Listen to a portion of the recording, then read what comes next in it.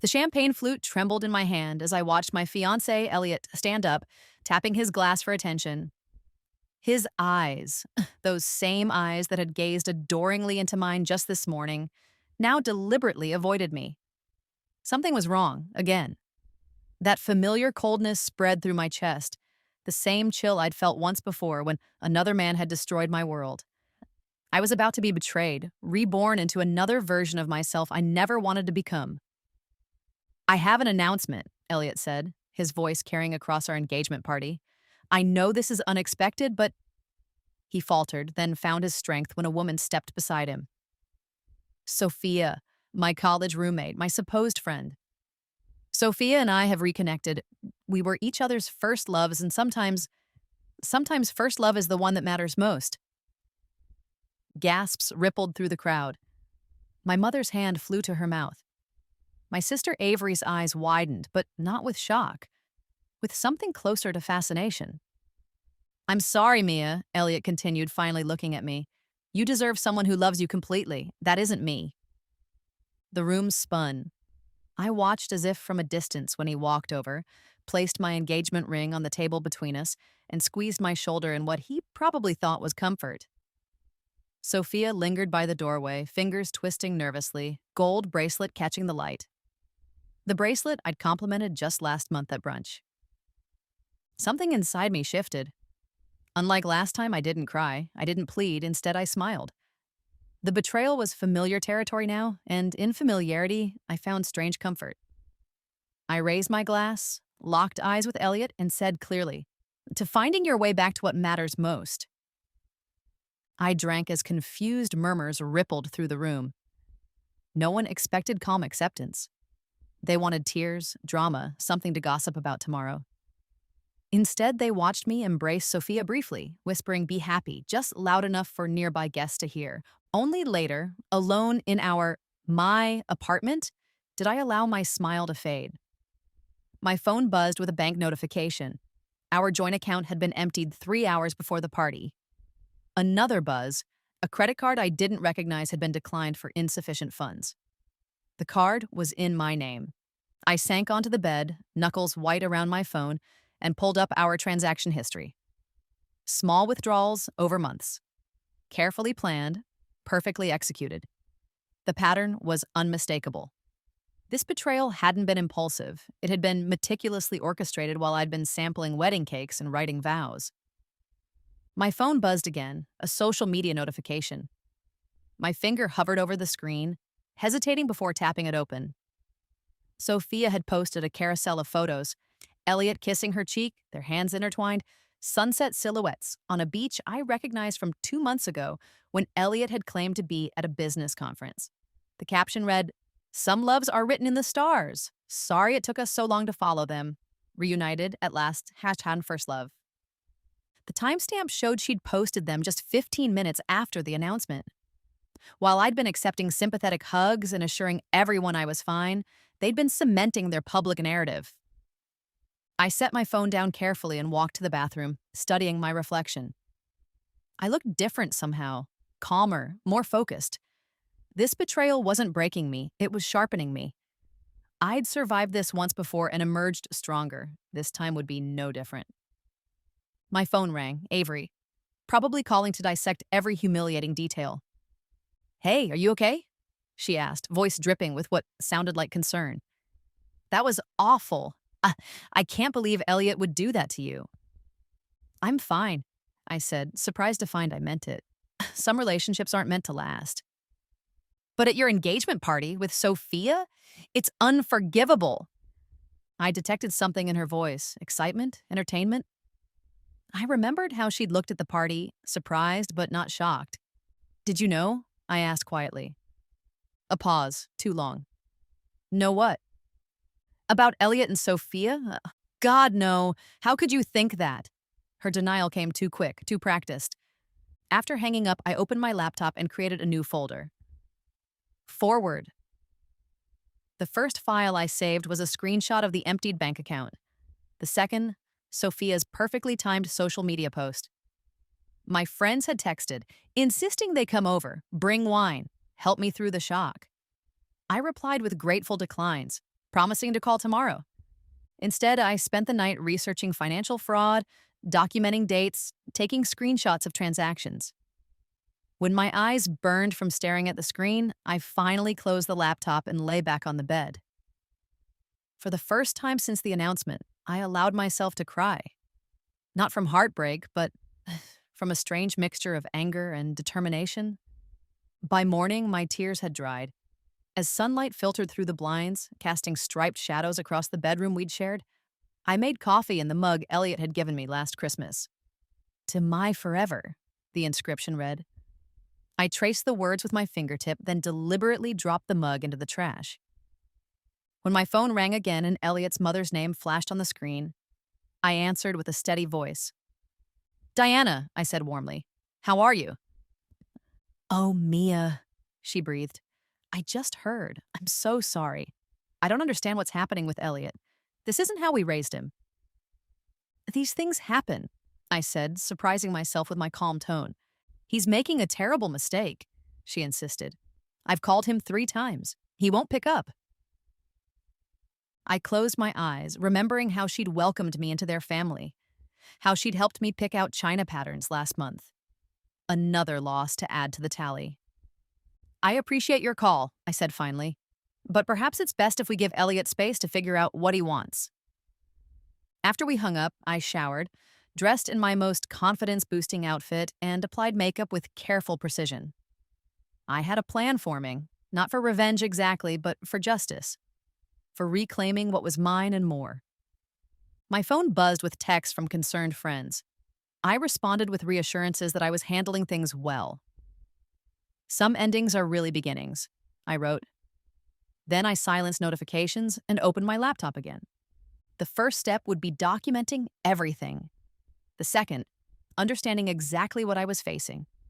And the third? The third would depend entirely on what Elliot, Sophia, and apparently my own sister had set in motion. I was no longer the same woman who had been blindsided by betrayal in the past. This time, I wouldn't just survive. I would emerge victorious. And they would never see me coming. 3 days after the engagement party, my sister Avery barged into my apartment without knocking. The sweet scent of her signature perfume, the one Elliot had once commented was intoxicating, filled my living room before she did. I brought comfort food, she announced, holding up a paper bag from my favorite bakery. And trashy magazines. We're going to get through this together. I accepted her hug, noticing how her eyes darted around the apartment, perhaps surprised to find it clean rather than strewn with tissues and empty ice cream containers. No signs of the breakdown she clearly expected to witness. You look good, she said, sounding disappointed. I thought you'd be a mess. Why would I be? I arranged my face into neutral curiosity. Avery plopped onto my couch, already scrolling through her phone. Because your fiancé humiliated you in front of everyone we know? Because he's already posting photos with Sophia like you never existed? She turned her phone screen toward me. A fresh post, Elliot and Sophia, at sunset on the balcony of what was supposed to be our honeymoon resort. The caption read, New beginnings with my forever love. 57 likes, including one from Avery herself. You liked it? I asked quietly. Her fingers fumbled, nearly dropping the phone. It was an accident. You know how Instagram is? My thumb just hit. It's fine, I said, taking the bakery bag and heading to the kitchen. Why wouldn't you support their happiness? In the kitchen, I busied myself with plates and napkins, breathing deeply to maintain my composure. Through the doorway, I watched Avery rapidly texting, her thumbs flying across the screen. A notification vibrated my own phone on the counter. I glanced down to see a message from an unknown number. She's phishing. Be careful what you reveal. I slipped my phone into my pocket as Avery appeared in the doorway. So, she leaned against the doorframe. Have you talked to Elliot since... No, I replied simply, arranging croissants on a plate. He feels terrible, you know. She twisted a strand of hair around her finger, her tell when lying. He never meant to hurt you. Is that what he told you? Her eyes widened slightly. We haven't really talked. I just assume... Interesting that you'd know how he feels without talking to him. I smiled, sliding past her with the plate of pastries. Coffee? Throughout the afternoon, Avery's phone buzzed constantly, each time she angled the screen away from me.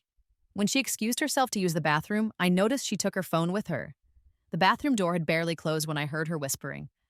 Quietly, I pressed my ear to the door. Not crying at all, I heard her say. I know, it's weird.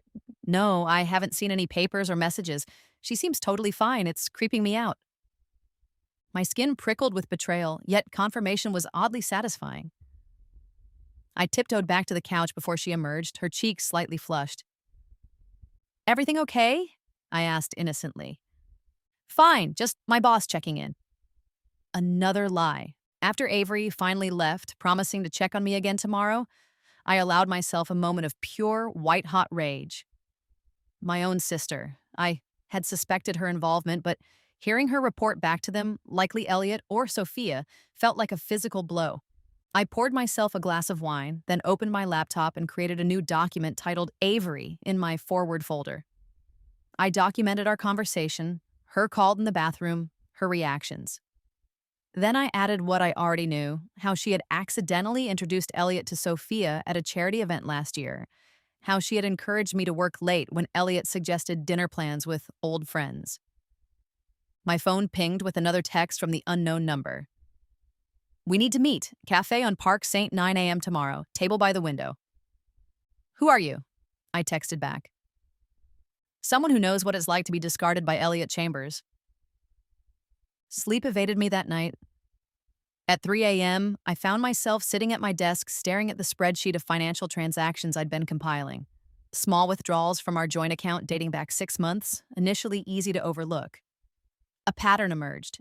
Each withdrawal occurred on days I worked late. Days Avery had encouraged me to show that boss who's indispensable. My boss, Marcus Chambers, Elliot's uncle. The connection crystallized in my mind just as dawn broke. I showered, dressed in a crisp white blouse and pencil skirt, and headed to the office earlier than usual. The elevator smelled of artificial lemon cleaner and someone's too strong cologne as it carried me to the executive floor where both Marcus and I had offices. Marcus's assistant, Jennifer, looked up in surprise as I walked past her desk. Mia, we didn't expect you back so soon after, well, you know. Her eyes telegraphed pity. Just picking up a few things, I smiled. Is Marcus in yet? Not until 9. Can I help with anything? No need. I continued to my office, closing the door behind me. Once inside, I moved quickly.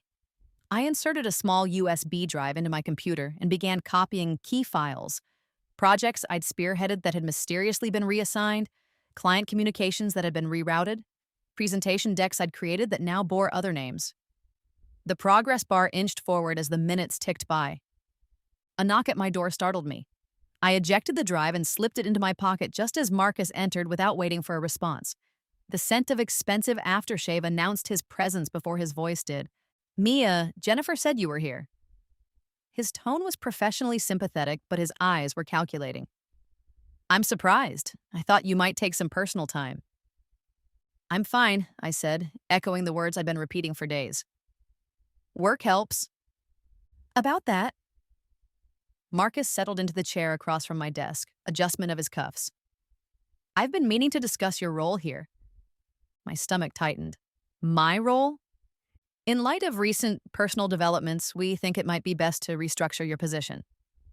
Because of my broken engagement, I kept my voice even, professional. These situations can be emotionally destabilizing. The team needs consistent leadership on the Westridge account.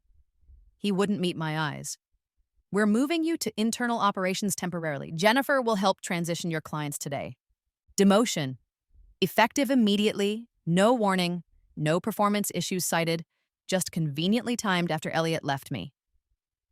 I see. I maintained my composure even as rage heated my blood. And who will be taking over the Westridge account? Kyle Mitchell. Elliot's fraternity brother, of course. I understand. I folded my hands on the desk. Is there anything else? Marcus looked momentarily thrown by my calm acceptance. He'd expected tears, protests, something that would justify his decision. Instead, I smiled politely, professionally. No, that's all. Take the rest of the day to get settled. Jennifer will email your new responsibilities. After he left, I sat perfectly still for 5 full minutes, controlling my breathing. Then I methodically gathered personal items from my desk, carefully avoiding the framed photo of Elliot and me I'd left prominently displayed. Let them think I was too distraught to take it. Instead of leaving, I went to the small conference room adjacent to my office and closed the door. From my purse, I extracted a second USB drive. This one I plugged into the conference room computer, copying email archives that would prove the timing of project reassignments and client transfers. The download was at 87% when my phone buzzed. An email from HR outlining my transitional role. Copied on the email, Marcus, Kyle, and Elliot. Despite no longer working for the company, my ex-fiancé was being kept informed of my professional demotion. I completed the download and returned to my office just as Jennifer arrived with a sympathetic expression and a box for my belongings. "I'm so sorry, Mia," she whispered. "This isn't right." I squeezed her hand gratefully. "It's just business, right?" "Between us," she lowered her voice further. "Kyle's been in Marcus's office 3 times this week, and Elliot called yesterday." I nodded, filing away this information. "Thanks for telling me." As I packed my photos and desk plants, I left my company laptop conspicuously open to my personal email, where I'd accidentally left a draft of a resignation letter visible. Let them think I was planning to leave anyway. Let them feel secure. By noon, I was escorted to a windowless office half the size of my previous one, 3 floors down. My new team, consisting of 2 junior associates who looked terrified to have me, avoided eye contact as they explained the mindless data entry projects I'd be overseeing. At 5 o'clock, I shut down the unfamiliar computer and gathered my purse. Instead of heading to the elevator, I took the stairs up to the executive floor. Most offices were dark now, but light still spilled from Marcus's corner office. I watched through the glass partition as he laughed on the phone, feet propped on his desk. I snapped a quick photo with my phone, then made my way to the elevator. Tomorrow would bring the mysterious cafe meeting, and tonight I had more research to do. The pieces were beginning to align. Elliot, Sophia, Avery, Marcus, all connected in ways I was only starting to uncover. In the lobby, I passed Kyle heading in, presumably for a late meeting with Marcus. He startled upon seeing me, guilt flashing across his face before he composed himself. "Mia, hey, I heard you were back today. How are you holding up?" "Perfectly fine, Kyle," I replied, noting how he shifted uncomfortably. "Congratulations on the Westridge account." "Thanks, He hesitated. "Look, it wasn't my idea. Marcus approached me and—" "No explanation necessary," I cut him off with a smile. "I'm sure you'll do a fantastic job with all the groundwork I've laid." I walked away before he could respond, my heels clicking purposefully across the marble floor. Outside, the evening air carried the scent of approaching rain, fresh and cleansing. I inhaled deeply, feeling strangely liberated, despite everything I'd lost in the past week. My phone vibrated with a text from the unknown number. "Still meeting tomorrow? Critical information about Marcus." "I'll be there," I replied. On the train ride home, I avoided the social media apps where Elliot and Sophia's new relationship was undoubtedly being flaunted. Instead, I researched corporate whistleblower protections and intellectual property laws. My stop approached, and I gathered my belongings, noticing a familiar figure on the platform as the doors opened. Sophia stood waiting for the train, her expression falling when she saw me. For a brief moment, genuine shame crossed her face before she recovered with a tight smile. "Mia," she said, voice pitched higher than normal. I didn't know you took this train." "Every day for 3 years," I replied calmly. "Elliot never mentioned it?" She flushed. We wanted to talk to you properly to explain." "No explanation necessary." I stepped past her onto the platform. "I hope he makes you as happy as he promised to make me." I walked away, heart hammering despite my outward composure. Behind me, I heard her call my name once more, but I didn't turn back. Let her wonder what I was thinking. Let her worry about what I might do. At home, I changed into comfortable clothes and spread my gathered evidence across the kitchen table. Financial records, copied files, Photos from social media with dates that contradicted stories I'd been told. The puzzle was taking shape. My phone rang, Elliot's mother again. I hesitated, then answered. Diana, how are you? I kept my voice warm, genuine. Mia, dear. She sounded tired. I wanted to check on you and to apologize for my son's behavior. You have nothing to apologize for. I raised him better than this. Her voice cracked slightly. The way he's handled everything, it's disgraceful. Something in her tone made me pause. Everything. A beat of silence. The engagement, of course, breaking it off the way he did. Of course, I agreed, but my instincts hummed. There was something else, something she wasn't saying. Are you free for lunch next week? She asked suddenly. There are things, well, I'd rather discuss in person. I'd like that, I said truthfully. Diana had always been kind to me, had welcomed me when Elliot first brought me home. After we hung up, I added another document to my growing collection. Something bigger was happening, something beyond a simple affair and broken engagement. Tomorrow's mysterious meeting might provide answers, but until then, I would continue gathering information, building my case piece by piece. I closed my laptop and stood by the window, watching nightfall blanket the city. In the dark glass, my reflection looked different, determined, focused. The woman who had once cried for weeks over betrayal was gone. In her place stood someone stronger, someone who understood that the best revenge wasn't loud or destructive. It was methodical, patient, inevitable. And it was just beginning. The cafe on Park Street hummed with morning activity, the bitter aroma of espresso mingling with sweet pastry scents. I arrived 10 minutes early, selecting the window table as instructed. The cool glass beside me fogged with my breath as I watched pedestrians hurry past, wondering which might be my mysterious contact. At precisely 9, a sleek woman in her 40s approached my table. She wore no makeup, her hair pulled back severely, but her clothes were impeccably tailored and her watch worth more than my monthly rent. Mia Winters? She asked, voice low and controlled. I nodded, and she took the seat across from me without offering her name. I apologize for the cryptic messages, she said, ordering black coffee when the server approached. I needed to ensure this meeting wouldn't get back to Elliot or Marcus.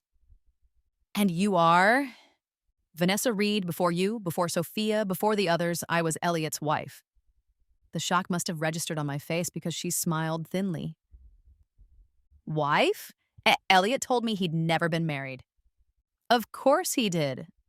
Vanessa's laugh lacked humor. I'm the inconvenient chapter he erases from his story. We were married for 3 years. My mind raced, recalibrating everything I thought I knew about the man I'd nearly married. When? We divorced 4 years ago, right before he joined his uncle's firm. She pulled out her phone, showing me a photo of a younger Elliot in a tuxedo, her in a wedding gown. I couldn't risk sending this electronically. Why are you telling me this now? Because yesterday, I received this. She slid a legal document across the table. Notice of inquiry about a loan I supposedly co-signed 3 months ago for $85,000. I scanned the document, my heart sinking. Let me guess, you didn't sign anything. No, but apparently someone with access to my personal information did. Her gaze was steady. The same thing happened during our divorce. Mysterious credit accounts, loans I never approved. It took 2 years to clear my credit. I pulled out my phone, showing her my banking app. Joint account emptied 3 days ago. And I'm discovering credit cards I never applied for. Vanessa nodded grimly. It's his pattern, and not just with finances. For the next hour, Vanessa outlined a disturbingly familiar playbook. Elliot's whirlwind romance tactics, the strategic isolation from friends, the gradual financial entanglements, and finally, the discard. Always for a first love or the one who got away. There have been at least 3 women between us, she said, stirring her second coffee. Always the same story, and always with Marcus cleaning up afterward. Marcus is involved? Marcus is the architect, Vanessa corrected. Elliot's just the charming face of the operation. As she spoke, my phone buzzed with a notification. My credit monitoring app reported a dramatic drop in my score, over 150 points overnight. I showed Vanessa the screen, my fingers trembling slightly. Right on schedule, she murmured. Check for new accounts. Sure enough, the app showed 3 credit accounts opened in my name in the past week, all maxed out. My stomach twisted into a cold knot as I calculated the damage. Nearly $50,000 in fraudulent debt. This is financial abuse, I whispered, the terminology I'd researched suddenly personal and raw. And fraud, Vanessa added. But proving it is nearly impossible without documentation from before the accounts were opened. They've perfected their system. What happened with your case? I settled. Her mouth tightened with old regret. I was emotionally exhausted, financially drained from legal fees. They count on that, wearing you down until you accept whatever scraps they offer. I thought of the USB drives tucked safely in my apartment, the screenshots, the detailed timeline I'd been building. I've been gathering evidence. Something like approval flashed in Vanessa's eyes. Good, you'll need it. She handed me her business card. I'm an estate attorney now. Not the right specialty for this, but I have contacts who can help. As we prepared to leave, Vanessa gripped my arm. One more thing. Watch your sister. My surprise must have been evident because she nodded knowingly. Let me guess. She introduced you to Elliot? Encouraged the relationship? Always seemed to know his schedule better than you did? A chill ran through me. How did you know? Because Sophia did the same for me. They find women with trusted sisters or best friends, then recruit them first. The betrayal is part of the plan. It isolates you further. I left the cafe with my mind reeling, the sidewalk seeming to tilt beneath my feet. The cool autumn air did little to clear my head, as connections formed between pieces I hadn't realized were part of the same puzzle. My phone rang as I reached the subway entrance. Unknown number. Ms. Winters? A professional, unfamiliar voice. This is Trevor Daniels from First National Bank's fraud department. We've noticed some unusual activity on your accounts. Do you have a moment to verify some transactions? For the next 15 minutes, I stood in the shadow of the subway entrance as the banker listed transaction after transaction I'd never made. Cash advances, overseas transfers, application attempts for new lines of credit, all within the past 72 hours. We've frozen your accounts temporarily, he explained, but I'm afraid your credit score has already been affected. You'll need to come to the branch with identification to begin the fraud claims process. The banker's voice held the practiced sympathy of someone who delivered this news regularly, but his tone changed when I asked methodical questions about documentation requirements instead of panicking. You seem very composed, Ms. Winters, he observed. I've been expecting this, I replied simply. At the bank, I provided my ID and signature, initiating what the fraud specialist warned would be a lengthy process to restore my financial identity. When she handed me the standard victim statement form, I noticed her surprise when I pulled out a thumb drive. I've documented unusual account activity dating back 6 months, I explained, connecting the drive to her computer, including access logs showing logins from devices I don't own. At times, I was verifiably elsewhere. The specialist blinked at the meticulously organized spreadsheets and screenshots. This is unusually thorough. I've also filed police reports documenting that my personal documents were accessed without permission during a recent personal situation. I didn't mention that I'd filed those reports just yesterday, anticipating exactly this scenario after my conversation with Vanessa. The specialist made copies of everything, her professional detachment warming slightly to something like respect. We don't often see this level of preparation, she admitted. It should expedite your case significantly. By the time I left the bank, the autumn day had warmed, sunlight filtering through yellow leaves. I checked my watch. Nearly 3 hours spent sorting through financial wreckage. My phone showed 6 missed calls. 2 from Avery, 1 from my mother, 3 from unknown numbers. I was about to silence it again when it rang. Diana Chambers, Elliot's mother. I answered, finding my voice steadier than I expected. Diana, hello? Mia, dear. Her voice was tight with restraint. Are you available for that lunch today instead of next week? Something's come up that I think you should know about. We arranged to meet at a small restaurant near her home in an hour. As I navigated to the wealthier side of town, my phone continued to buzz with messages from Avery. Have you checked your credit score? Elliot's worried about you. Mom says you're not answering calls. We need to talk about your finances ASAP. The timing was too perfect to be coincidental. They knew the fraudulent accounts had been discovered. I silenced the phone without responding and turned my attention to the upcoming meeting with Diana. The restaurant was quietly elegant, all muted colors and soft piano music. Diana was already seated when I arrived, her normally perfect appearance slightly disheveled, eyes red-rimmed behind designer glasses. "Thank you for coming," she said, reaching for my hand across the table. Her fingers were cold despite the warm day. "I've been struggling with what to do." "About?" I kept my voice neutral. Diana glanced around, then lowered her voice. "I found something in Marcus's study last night. Something concerning you." She withdrew a folder from her handbag and slid it across the table. Inside were printouts of loan applications, all in my name, all with forged signatures that nevertheless looked convincingly like my handwriting. "These were on his desk," Diana whispered, "along with others, different names, different dates, going back years." I examined the documents carefully, noting familiar patterns, the same credit companies, similar loan amounts, identical co-signers, including Elliot's name on several. "You know what this means," I said quietly. Diana nodded, tears welling. "My son and my husband's brother. I suspected Marcus was involved in something unethical, but I never imagined Elliot." Her voice broke. "What they're doing to you. It's criminal. How did you get these?" "Marcus has been careless lately, overconfident." She dabbed at her eyes. "After what happened at your engagement party, I started paying attention. The way they talked about you afterward, it wasn't right." "They?" I prompted.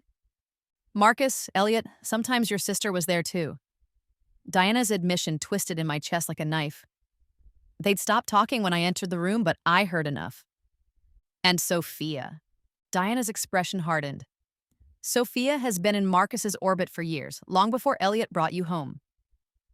I digested this information, another piece fitting into the expanding puzzle. "Why are you showing me this, Diana?" "Because it's wrong," she said simply, "and because you're not the first. There was a woman before you, Vanessa, and I did nothing then.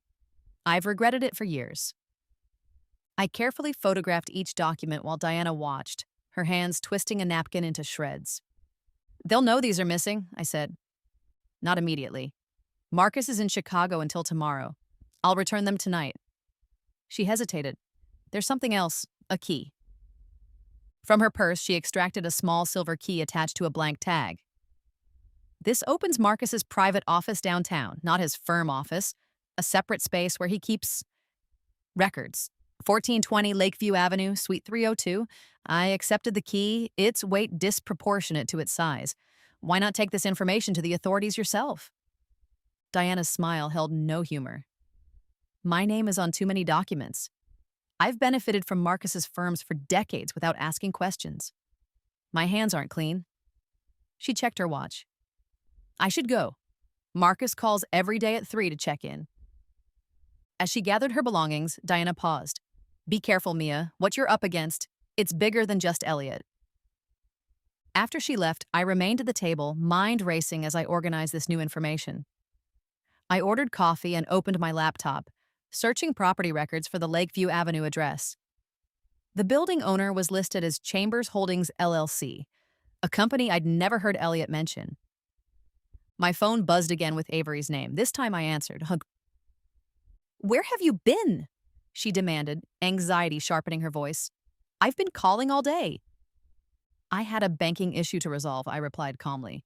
"Why? What's wrong?" "Banking?" She stumbled over the word. "So, you know about the accounts?" "What accounts would those be, Avery?" I kept my tone innocent, hearing her breath catch. The fraud. Elliot called me. Someone's stolen your identity or something? He's really worried." The performance was almost convincing. If I hadn't seen my sister's name on paperwork Diana had shown me, If I hadn't heard her reporting back from my bathroom, I might have believed her concern. How thoughtful of Elliot to worry about my finances after emptying our joint account, I remarked. And how interesting that he called you about my stolen identity before I even knew about it myself. What? No, I have to go, Avery. The fraud department needs more documentation. I hung up before she could respond, my hands surprisingly steady despite the anger coursing through me. Outside the restaurant, I hailed a cab to 1420 Lakeview Avenue, the key Diana had given me secure in my pocket. The building was unremarkable, a mid-rise office complex with mirrored windows reflecting the late afternoon sun. The directory in the lobby listed Suite 302 as CH Private Consulting. No security guard monitored the entrance, just a keycard panel that fortunately didn't control access to the elevators. On the third floor, I found Suite 302 at the end of a quiet hallway. The frosted glass door revealed no movement inside. I slipped the key into the lock, half expecting it not to work, but it turned smoothly. The door opened into a small, immaculate reception area, currently unoccupied. Moving quickly, I navigated past the reception desk to the inner office. The door was unlocked. Inside, the space was meticulously organized. Filing cabinets along one wall, a large desk with a closed laptop, and a small conference table. The air smelled stale, as if the room was infrequently used. I began with the filing cabinets, finding them unlocked. Inside were folders organized alphabetically by name, dozens of them. I recognized some. Previous employees from Marcus's firm who had left suddenly. A few social connections who had mysteriously fallen out with the Chambers family. And there under R was a thick file labeled Read Vanessa. I photographed the contents page by page. Loan applications, credit reports, bank statements, even private investigator reports on Vanessa's daily activities. The systematic invasion of her life was documented in clinical detail. My own file was there too. Started just weeks after I began dating Elliot. The earliest documents shocked me most. A background check run before I'd even met Marcus. Credit reports from when Elliot and I had just started dating, surveillance photos of me leaving my old apartment. They had been targeting me from the beginning. I was photographing the last pages when a sound from the outer office froze me in place. The reception door opening. Keys jingled, footsteps approached. Heart pounding, I quickly returned the files to their places and searched desperately for an exit. The office had no other door, just a window overlooking an alley 3 stories below. The footsteps paused in the reception area, then continued toward the office. I slipped behind the door just as it swung open, praying the person wouldn't need to close it again. Through the crack between door and frame, I saw a middle-aged man in a security uniform glance around the office, then walk to the desk and place an envelope on it. Just a mail delivery.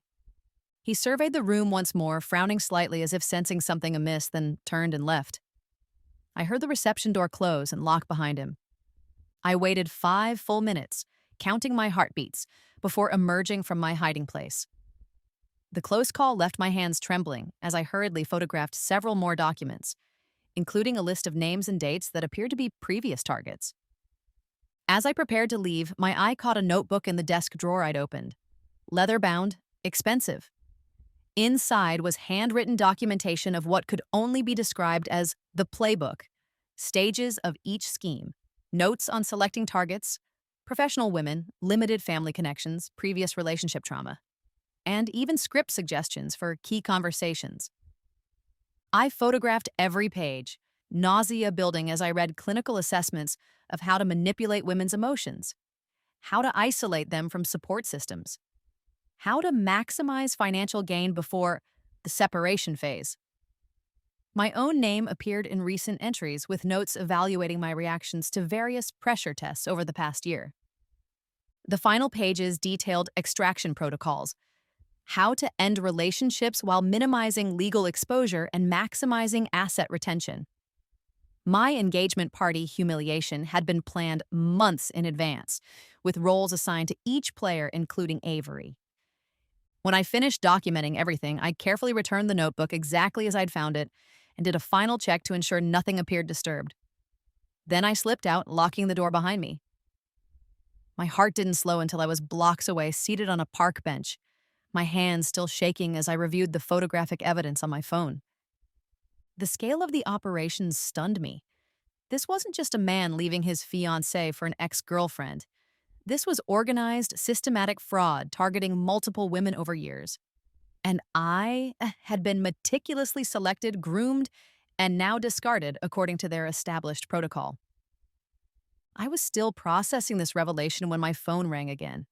Another unknown number. This time, it was a man identifying himself as Elliot's attorney. Ms. Winters, I'm calling regarding the dissolution of your engagement to Mr. Chambers. He would like to address any outstanding financial matters expeditiously. I'm sure he would, I replied, surprising myself with my steady voice. Mr. Chambers has prepared a settlement offer that he believes is quite generous considering the brevity of your relationship. Brevity? 2 years of my life reduced to a dismissive term. His offer includes 3 months' rent for your current apartment and assuming responsibility for the canceled wedding vendor deposits in exchange for your signature on a confidentiality agreement regarding the nature of your relationship and its conclusion. I almost laughed at the audacity. And the fraudulent accounts opened in my name? The empty joint account, my compromised credit score? A pause. I'm not aware of any such matters. This offer addresses only the dissolution of the engagement. I'll need to review any documents with my own attorney, I said, thinking of Vanessa's business card in my wallet. Of course. His tone cooled noticeably. I should mention that Mr. Chambers is prepared to be generous now, but his patience isn't unlimited. Legal disputes can become protracted and expensive. The threat was thinly veiled. They expected me to be financially devastated, unable to afford legal representation. They didn't know I had evidence not just of my own case, but of a pattern spanning years. Email me the offer, I said calmly. I'll be in touch. Night had fallen by the time I returned to my apartment. The day's discoveries swirled in my mind as I methodically transferred photos from my phone to my laptop, organizing them into folders, creating backups. My fingers ached from typing as I documented everything while it was fresh in my memory. A text arrived from Diana. Documents returned. Be careful with what you know. I glanced out my window at the city lights, wondering how many other women had stood where I was now. Betrayed, frightened, alone. Except I wasn't alone. I had evidence. I had Vanessa. I had Diana, however complicated her involvement might be. And I had something Elliot and Marcus clearly hadn't anticipated. I wasn't broken by their betrayal. Instead, I was methodically building a case that could bring down their entire operation. As I prepared for bed, I received one final text for the day from Vanessa. Met with my contact at the Financial Crimes Division. They're interested in your evidence. Ready when you are. I smiled for the first time that day. A genuine smile that held the promise of justice. They thought they were watching me unravel. They had no idea I was actually pulling at the threads that would unravel them instead. The next morning dawned with deceptive calm. Sunlight streamed through my blinds, painting warm stripes across my bedspread as I checked my phone. 3 missed calls from Avery, 2 from my mother, and 1 from an unknown number that had left no message. I ignored them all and opened my email instead. There it was. Elliot's settlement offer, clinical and insulting in its brevity. The attached PDF outlined terms that would require me to surrender any claims against him in exchange for what amounted to pocket change for someone of his wealth. The confidentiality clause was particularly extensive, prohibiting me from discussing not only our relationship, but any business practices or personal associations I had become aware of during our time together. They were trying to silence me legally before I could connect with other victims. I forwarded the document to Vanessa with a brief note. As discussed, they're moving quickly. Her response came within minutes. Typical playbook, don't sign anything. Meeting set with investigator tomorrow, 10 a.m. Satisfied with the plan taking shape, I dressed and prepared to face another day in my diminished role at work. I had just finished applying lipstick when my doorbell rang, unexpected at 7:30 a.m. Through the peephole, I saw a delivery person holding a large box. Cautiously, I opened the door. Delivery for Mia Winters, the young man said, holding out an electronic signature pad. I didn't order anything. He shrugged. Just delivering, ma'am. Says it's from an E-Chambers. My heart stuttered at the name, but I kept my expression neutral as I signed and accepted the heavy package. Once alone, I carefully opened it, half expecting something unpleasant. Instead, I found my personal items from our shared storage unit. Photo albums, heirloom jewelry from my grandmother, childhood mementos. A note on elegant stationery sat atop the contents. I thought you might want these back. The rest has been cleared out to make space. E? Cleared out? I grabbed my phone and called the storage facility. After verifying my identity, the manager confirmed what I already suspected. Yes, Ms. Winters, the unit was accessed 2 weeks ago by the co-registrant. He removed most items and surrendered the lease. We've already reassigned the unit. 2 weeks ago? I repeated, my voice hollow. Before our engagement party? Yes, ma'am. October 14th. I thanked him mechanically and ended the call, mind racing. Elliot had emptied our storage unit while helping me select floral arrangements for our wedding. The deliberate timing made the betrayal even more calculated. I called the building superintendent next. Hi, Joe. It's Mia from 412.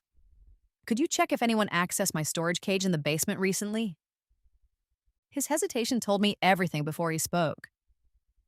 Actually, yes. Your sister came by last week with a gentleman. Said you asked them to grab some things while you were at work. My sister, with Elliot, taking my possessions while I was rebuilding my life. When exactly? Let me check the security log. Keyboard clicks sounded in the background. Tuesday, around 2 p.m. The day after my bank accounts were frozen. While I was meeting with fraud specialists, they were looting what remained of my personal history. Thanks, Joe. I kept my voice steady. And if they come back? Want me to deny access? Please, and let me know immediately. I surveyed the box Elliot had returned, the items carefully curated to appear thoughtful while being ultimately meaningless. The truly valuable pieces, my grandmother's first edition books, my father's record collection, the antique desk I'd inherited, were conspicuously absent. My phone buzzed with a text from Avery. Stopping by your place after work. Need to talk. I didn't bother responding. Instead, I grabbed my laptop and headed to the coffee shop across the street from my apartment building. I couldn't risk Avery showing up unannounced while I was still processing this latest violation. The coffee shop bustled with morning commuters, the air rich with the scent of freshly ground beans and warm pastries. I found a corner table and opened my laptop, creating a new document titled Storage Unit Inventory. Methodically, I listed everything that had been in that unit, including photographs where I had them and estimated values. My phone rang. Vanessa. I was about to email you, I said quietly. They emptied my storage unit. Family heirlooms, valuable books, everything with any worth. Document everything, she advised, voice tight with familiar anger. Values, dates of acquisition, any paperwork you have. They're accelerating because you're not following their usual victim pattern. The usual pattern? Panic, withdrawal, quiet acceptance of whatever they offer. Vanessa's voice held grudging approval. You're making them nervous. Good. I've spoken with my contact again. The financial crimes investigator wants to see everything you've gathered. Not just about your case, but the others too. How much have you documented? I glanced at my laptop screen, at the dozens of meticulously organized folders. Everything. Financial records, photos of Marcus's files, timeline of events, connections between cases. Perfect. She named a detective and gave me an address. Tomorrow morning, bring everything. As I ended the call, I noticed a man at a nearby table quickly look away. Something about his posture seemed familiar, though I couldn't place him. I casually gathered my belongings and relocated to a table with my back to the wall where I could observe the entire coffee shop. The man left shortly after, speaking briefly on his phone before exiting. My paranoia was probably unwarranted, but I decided to work from the public library instead, somewhere with security cameras and staff. At the office, my new windowless space felt even more claustrophobic than before. My junior team members avoided eye contact as they delivered mundane tasks clearly designed to bore me into resignation. I accepted each assignment with a pleasant smile, completing them with exaggerated thoroughness while using my personal phone to continue documenting the stolen items. At lunch, I bypassed the company cafeteria and walked to a small diner several blocks away. I had just placed my order when Elliot's attorney entered, spotting me immediately. Not a coincidence. "Ms. Winters," he said smoothly, approaching my table. "Howard Geller, we spoke yesterday." I remember. I didn't invite him to sit, but he did anyway. I was hoping to discuss Mr. Chambers' offer in person. The timeline for acceptance is rather tight. Is it? I sipped my water, meeting his gaze steadily. Mr. Chambers is eager to resolve this matter before the end of the week. His tone suggested this was reasonable rather than absurdly rushed. That's not possible. I'm reviewing the terms with my attorney. Something flickered across Geller's face. Surprise? Concern? Before his professional mask returned. "I wasn't aware you had retained counsel." "There's quite a bit you're not aware of, Mr. Geller." The waitress delivered my sandwich, and I thanked her warmly, turning my attention to the food, as if the attorney weren't still sitting across from me. "Ms. Winters," his voice lowered, "let me speak frankly. You're in a difficult position, financially and otherwise. Mr. Chambers is willing to be generous now, but that generosity has limits." I looked up, meeting his gaze. "Is that a threat?" "A reality. Legal battles are expensive and emotionally draining. Someone in your position, with recently damaged credit and reduced professional standing, might find it challenging to sustain such a fight." I dabbed my lips with a napkin, buying time to control my rising anger. "Mr. Geller, let me be equally frank. I know exactly what position I'm in. Does Mr. Chambers know what position he's in?" The attorney's confidence wavered visibly. "I'm not sure I follow." "That's between me and Mr. Chambers." I smiled pleasantly. "Now, if you'll excuse me, my lunch break is limited and I have several calls to make." After a moment's hesitation, Geller stood. "Consider the offer carefully, Ms. Winters. It expires Friday." I watched him leave, my appetite diminished, but my resolve strengthened. They were monitoring me closely enough to know where I took lunch. The knowledge should have frightened me, but instead it confirmed I was making them nervous. Back at the office, I discovered my computer access had been further restricted. Most databases now required special authorization, effectively preventing me from doing even the minimal work assigned. A message from IT claimed security protocol updates, but the timing was too convenient. I was composing a detailed email requesting clarification when Marcus appeared in my doorway, his custom cologne announcing his presence before I looked up. "Mia," he said, voice artificially warm. "How are you settling in?" "Quite well, thank you." I gestured to my screen, though there seems to be some confusion about my access levels. "Ah, yes." He entered without invitation, closing the door behind him. The small office immediately felt suffocating. "Standard procedure during transitions. Nothing personal." "Of course not." Marcus studied me, clearly searching for signs of distress or defeat. Finding none, he shifted tactics. "Elliot mentioned you haven't responded to the settlement proposal." So there it was, the real reason for his visit. "I'm reviewing it with my attorney." His eyebrows rose slightly. "I wasn't aware you had legal representation." "There's quite a bit you're not aware of, Marcus." The echo of my words to Geller wasn't lost on him. His expression hardened, the pretense of concern evaporating. "I've always liked you, Mia. You're intelligent, poised, qualities I admire, which is why I'm going to give you some advice."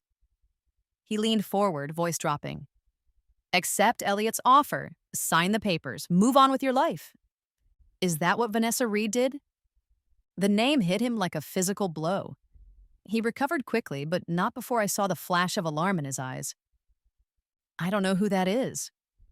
"That's odd, considering the extensive file you keep on her in your Lakeview office." All pretense vanished from his expression. "I don't know what you think you're doing, but I strongly advise you to reconsider. Some paths, once taken, can't be reversed. Like identity theft, fraud, financial abuse." I kept my voice low but firm. Those paths seem particularly difficult to reverse. Marcus stood abruptly. I came here out of respect for your past relationship with my nephew. That respect has limits.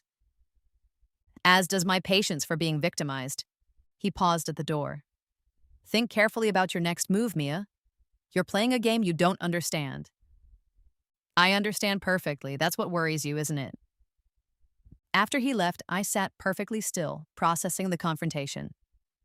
My hands shook slightly, but not from fear, from the rush of standing my ground.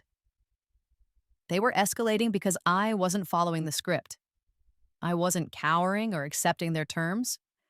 I worked through the afternoon, completing meaningless tasks while mentally preparing for my meeting with the financial crimes investigator. At 5 o'clock precisely, and gathered my belongings and headed for the elevator. Kyle Mitchell, now handling my former clients, stepped in just as the doors were closing. His expression registered surprise, then discomfort. Mia, hey, how's everything? Illuminating, I replied coolly. He shifted his weight nervously. Look, about the Westridge account, it wasn't my idea. Marcus insisted. I'm sure he did. You have to understand, I couldn't say no. My position is precarious, I finished for him. Everyone's is at Chambers and Associates, isn't it? One mistake, one refusal, and suddenly your access is restricted, your clients reassigned, your reputation questioned. Kyle paled slightly. What are you saying? I'm not saying anything, just making an observation. The elevator reached the lobby and I stepped out, leaving Kyle staring after me with dawning comprehension. A seed planted. Not everyone in Marcus's orbit was a willing participant in his schemes. Some were simply trapped in the same web they'd helped spin for others. Outside, the late afternoon sun cast long shadows across the plaza.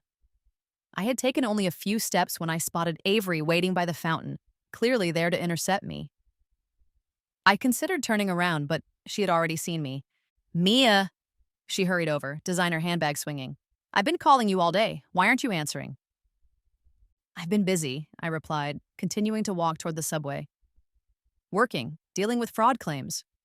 The usual post-betrayal activities. She flinched at the word betrayal, but quickly recovered. That's what I wanted to talk to you about. Elliot says there's a settlement offer, something that would help with your finances. How thoughtful of Elliot to discuss my finances with my sister. Again. Avery caught my arm, forcing me to stop. Why are you being like this? He's trying to help you. Help me? I laughed, the sound harsh even to my own ears. By emptying our joint account? By taking my family heirlooms from storage? By destroying my credit score with fraudulent loans? That wasn't him. Someone stole your identity. Stop lying, Avery. I pulled my arm from her grasp. I know everything. The files, the previous women, your role in all of it. Her expression flickered between shock, guilt, and something else, fear.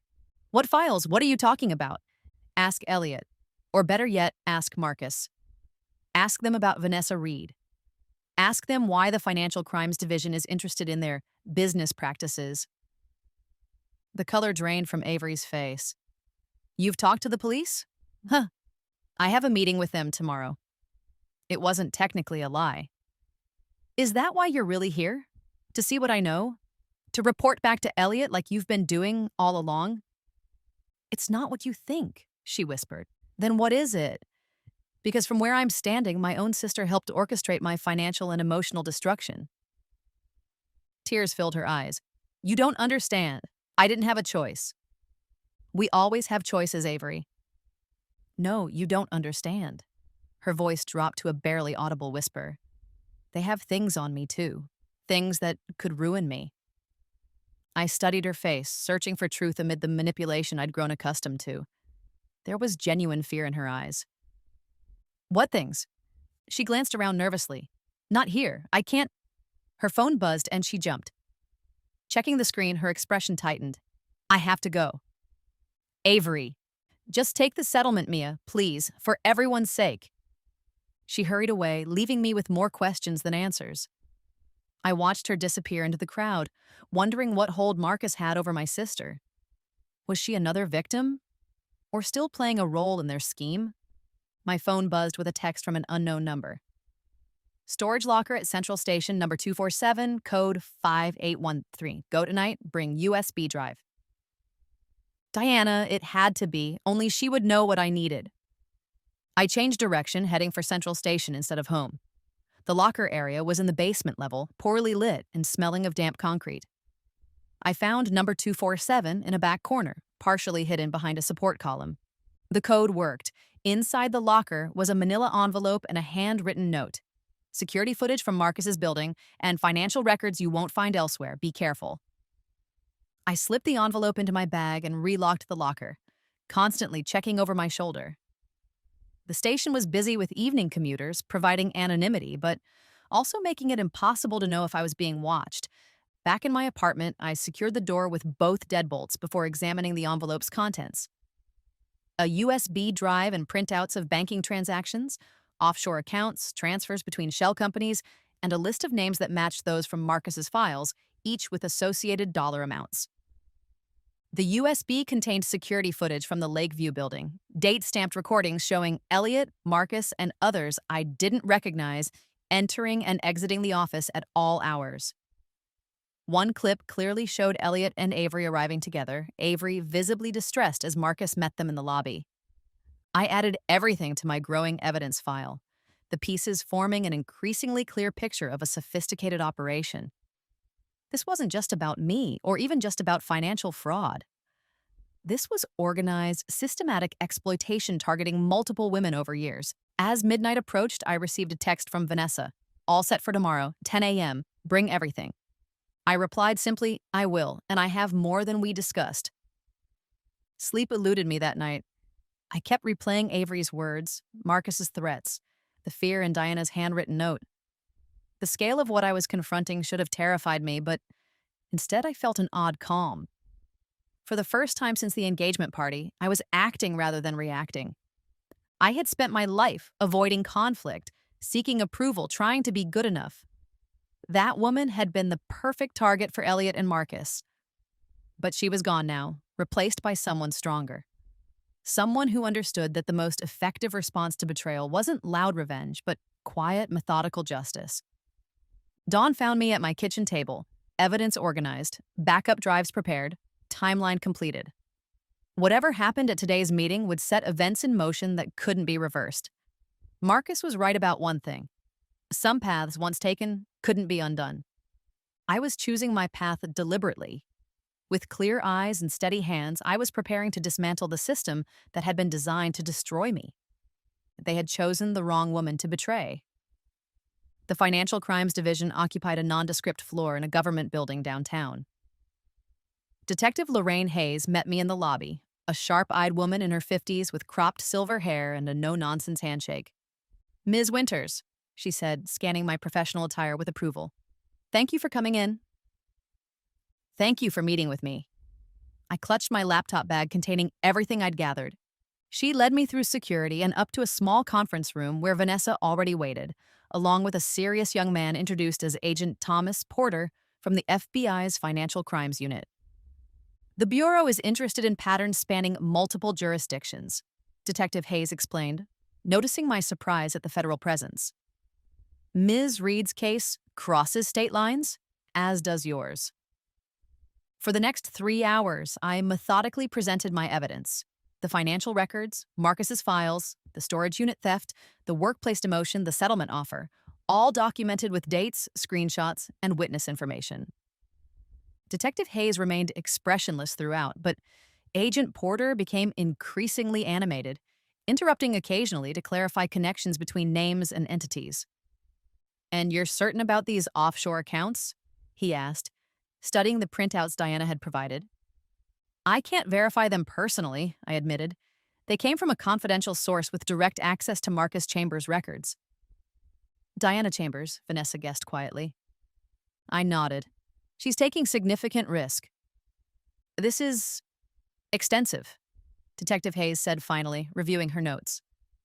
The coordination between financial institutions, legal manipulation, and the consistent pattern would be compelling on its own. But combined with Ms. Reed's case and these other incidents you've documented. We've been building this case for nearly a year, Agent Porter added. but we've struggled to find victims willing to come forward with comprehensive evidence. Most are too devastated, financially and emotionally, to fight back. Or legally silenced by settlements, Vanessa added bitterly. What happens now? I asked. We'll need formal statements, Detective Hayes replied, and you'll have to be prepared for significant pushback. Men like Marcus Chambers have resources and connections. I understand the risk. Do you? The detective's gaze was penetrating. Once we move forward, there's no backing out. They'll come after you with everything they have. Legal threats, character assassination, financial pressure. They've already taken everything that matters, I said quietly. What else can they do? The meeting concluded with arrangements for formal statements later that week. As we gathered our materials, Agent Porter stepped closer to me. There's something else you should know, he said, voice lowered. We've been investigating Chambers Holdings for months. The company structure is unusual. Are you familiar with it? I shook my head. Only that it owns the building where Marcus keeps his private office. It's a complicated web of shell companies and trusts. Our forensic accountants are still untangling it. He hesitated. But we did discover something you might find relevant.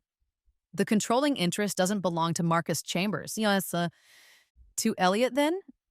No. He glanced at Detective Hayes, who nodded slightly. According to our records, 26% of Chambers Holdings, the controlling interest, is held in trust by Winters Holdings, LLC. The room seemed to tilt slightly. Winters, as in my family? The trust was established by Eleanor Winters in 2008. Does that name mean anything to you?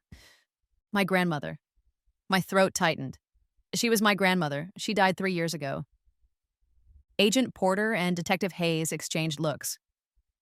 The trust has specific succession provisions, he continued. Upon Eleanor Winters' death, control passes to her granddaughter, you, but only after certain conditions are met. What conditions? We don't have the complete trust documents, but it appears the control transfers on your 35th birthday or... He consulted his notes. Upon the dissolution of any engagement or marriage to a member of the Chambers family, whichever occurs first. The implications crashed over me like a wave. My grandmother knew about them. It seems so, Detective Hayes said. When is your 35th birthday, Miss Winters? Next month, December 12th. Another meaningful look between the investigators. And when did Elliot Chambers break your engagement? The pattern suddenly became clear. 3 weeks before my birthday. They were rushing to get out before the trust transferred. That would be our assessment as well, Agent Porter confirmed. Based on the financial movements we've traced, there's been a significant rush to liquidate and transfer assets from Chambers Holdings over the past month. I sat back, mind reeling. My grandmother, the elegant, reserved woman who had raised me after my parents died, had known about the Chambers family, had anticipated this very scenario, had built a protection I never knew existed. How could they not know about this? I wondered aloud. Marcus is meticulous about financial details. The trust is exceptionally well structured, Agent Porter explained. Multiple layers of corporate veils, managed through a firm in Switzerland. Even our financial analysts have had difficulty tracking it. There's something else, Detective Hayes added. A safety deposit box at First National Bank, registered to Eleanor Winters with you as co-signatory. According to bank records, it hasn't been accessed since her death. The sensation of pieces clicking into place was almost physical. I need to go there, now. Detective Hayes nodded. Agent Porter will accompany you. An hour later, I sat in a private room at First National Bank, the contents of my grandmother's safety deposit box spread before me. Agent Porter waited discreetly in the corner as I examined each item with trembling hands. The box contained legal documents, the complete trust agreement for Chambers Holdings, detailing my grandmother's controlling interest and the specific succession terms. But it also held something more personal, a leather-bound journal, its pages filled with my grandmother's elegant handwriting. The first entry was dated nearly 40 years earlier. Marcus Chambers approached again about the merger. His charm doesn't disguise his intentions. He wants control of Winters Pharmaceuticals, not partnership. Harold doesn't see it.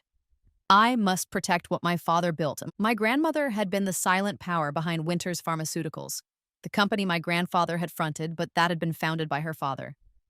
A company that had been acquired by Chambers Consolidated decades ago, in what the business press had called a friendly merger. The journal documented years of Marcus's manipulations, first aimed at my grandparents, then, most disturbingly, at my parents before their death in what I had always believed was a random car accident. The final entries, dated shortly before her death, mentioned me specifically. Mia has met Elliot Chambers. Not coincidence, I'm certain. Marcus has always played the long game. She is too much like her mother, trusting, giving, seeing the best in people. I have arranged what protection I can. The trust is secure. Vincent has the letters if the worst happens. She will need them when she discovers the truth. Vincent, my grandmother's attorney, the man I hadn't spoken to since her funeral. I looked up at Agent Porter. I need to contact Vincent Green at Green & Associates. He nodded, stepping outside to give me privacy. My hands still shaking, I dialed the number for my grandmother's law firm. Vincent Green's office. This is Mia Winters. I need to speak with Mr. Green immediately. It's about Eleanor Winters' trust. A pause. One moment, Ms. Winters. Vincent's voice came on the line seconds later, alert despite his 80-plus years. Mia, I've been expecting your call.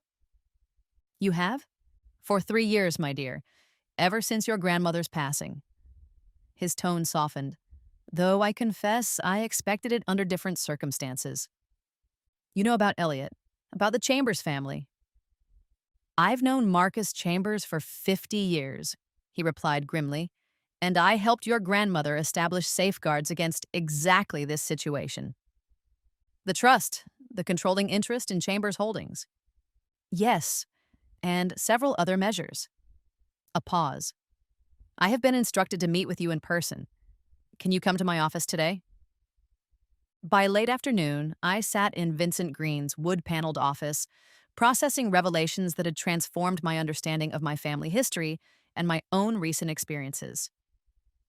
Your grandmother was a remarkable woman, Vincent said, placing a sealed envelope before me. Brilliant in business, ruthless when protecting her family. She built Winters Pharmaceuticals into an industry leader when women weren't welcome in boardrooms. I had no idea. I'd known my grandmother as loving but reserved, more interested in her garden and books than business discussions.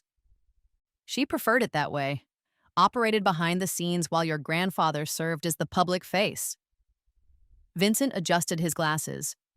When Marcus Chambers orchestrated the hostile takeover disguised as a merger, she appeared to surrender. But in reality, she spent the next 30 years building a financial fortress around what mattered most. The controlling interest in Chambers holdings, among other assets. Vincent slid a folder across his desk. As of today, given the dissolution of your engagement to Elliot Chambers, you control approximately 34% of Chambers Consolidated's underlying assets, along with significant interest in their international subsidiaries. The figure was staggering. Why didn't she tell me any of this? Eleanor believed knowledge was dangerous where the Chambers family was concerned. Vincent's expression darkened. After what happened to your parents, she became extraordinarily cautious. My parents. I couldn't bring myself to finish the question. Vincent nodded gravely. Eleanor suspected their accident wasn't random. She could never prove it, but the timing, just as your father was about to assume leadership of the pharmaceutical division and had begun questioning certain financial arrangements, was suspicious. Grief and rage collided inside me. And she let me date Elliot, knowing who his family was?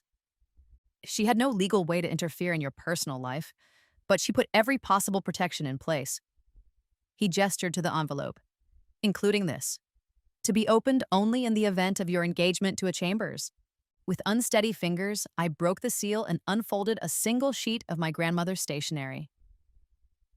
My dearest Mia, if you're reading this, I have failed to protect you from the Chambers family's influence. For that, I am deeply sorry. By now, you will have experienced their true nature, the charming facade masking ruthless ambition. What you must understand is that they have pursued our family for generations. What began as business rivalry became obsession. Marcus Chambers has spent his life attempting to control what my father built, what I expanded, what your parents would have inherited, and what should rightfully be yours. The trust I established gives you control they never anticipated. Use it wisely. Use it to protect yourself and to ensure they can never harm another family as they have attempted to harm ours. You are stronger than you know, my darling girl. You have my resilience, your mother's compassion, and your father's integrity. These qualities will guide you, with all my love and faith in you, grandmother. Tears blurred my vision as I refolded the letter. My grandmother had seen this coming, had known the Chambers family would eventually target me directly, had prepared for it with quiet, meticulous determination. What do I do now? I asked Vincent. That depends on what you want. The elderly lawyer studied me carefully. The trust gives you options. You could sell your interests and remove yourself completely from their world. You could maintain silent control, exercising influence without their knowledge, or I could make them aware of exactly who they've underestimated. A small smile crossed Vincent's face. That would be the approach Eleanor might have favored. How quickly can we move? The trust transfer paperwork is prepared. Has been for 3 years. Vincent pressed a button on his desk. Margaret, bring in the Winters succession documents, please. The next 2 hours passed in a blur of signatures and legal discussions. By the time I left Vincent's office, I was no longer just Mia Winters, jilted fiancé and corporate underling. I was now the controlling shareholder in the company that owned my oppressors. The irony was almost too perfect. While Elliot and Marcus had been systematically stripping me of financial resources and professional standing, they had actually accelerated my acquisition of power over their empire. I spent the evening in my apartment, processing the day's revelations while organizing my approach. The financial crimes investigation would proceed regardless, but my newfound position offered additional leverage. Just after midnight, my phone rang. Diana Chambers. "Mia," she sounded breathless. "I need to see you. It's urgent." "What's happened?"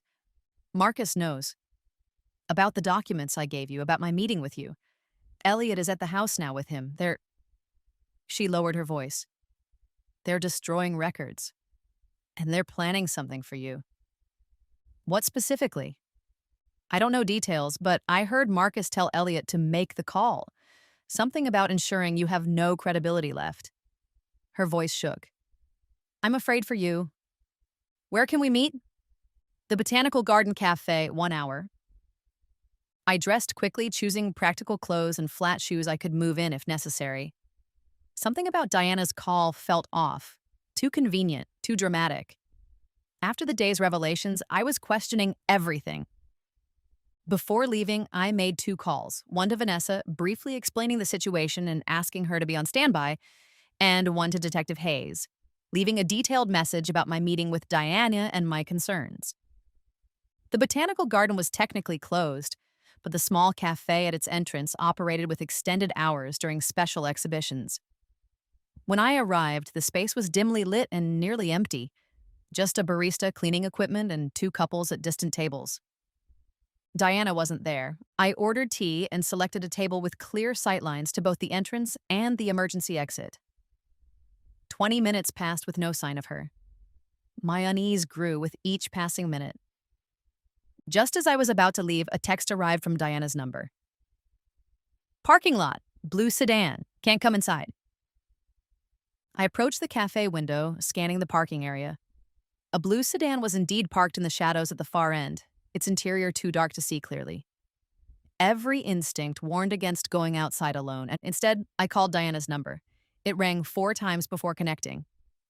"Diana, I'm inside. Why don't you join me?" A male voice answered, "Elliot." "She can't come to the phone right now, Mia." Ice flooded my veins. "Where is she?" "Safe. Worried about you, though." His tone was conversational, as if we were discussing dinner plans, rather than what was clearly a trap. "Why don't you come out to the car so we can talk?" "I think I'll stay where I am. Public place, security cameras, much safer." A pause. "Always the cautious one." That's why I loved you, So careful, so measured, until recently. People change, especially after betrayal. Is that what you think happened? Betrayal? Elliot's laugh was hollow. You have no idea what's really going on, Mia. I think I do. The financial fraud, the pattern of targeting women, Marcus' elaborate schemes, my grandmother's trust. I let the last part hang in the air. The silence that followed told me what I needed to know. They hadn't discovered the trust transfer yet. What trust? Elliot's voice had lost its confidence. The one that gives me controlling interest in Chambers Holdings. The one that activated the moment you broke our engagement. Another silence, longer this time. I could almost hear him calculating, reassessing. You're bluffing, he said finally. There's no such trust. Call Vincent Green at Green & Associates. He executed the paperwork this afternoon. The line went dead. Through the window, I saw the blue sedan's headlights switch on, illuminating a figure slumped in the passenger seat. Diana, apparently unconscious. I dialed 911 immediately, reporting a possible kidnapping and medical emergency. As I spoke, the sedan pulled away, moving faster than was prudent in a parking lot. Within minutes, Detective Hayes called back. Are you safe? She demanded without preamble. Yes, but Diana Chambers isn't. They just left the Botanical Garden parking lot in a blue sedan. She appeared unconscious in the passenger seat. We're tracking her phone. Stay where you are. Officers are en route to your location.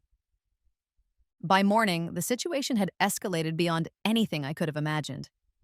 Diana had been found unharmed but heavily sedated at her home, with Elliot claiming she'd had a psychiatric episode, requiring medication.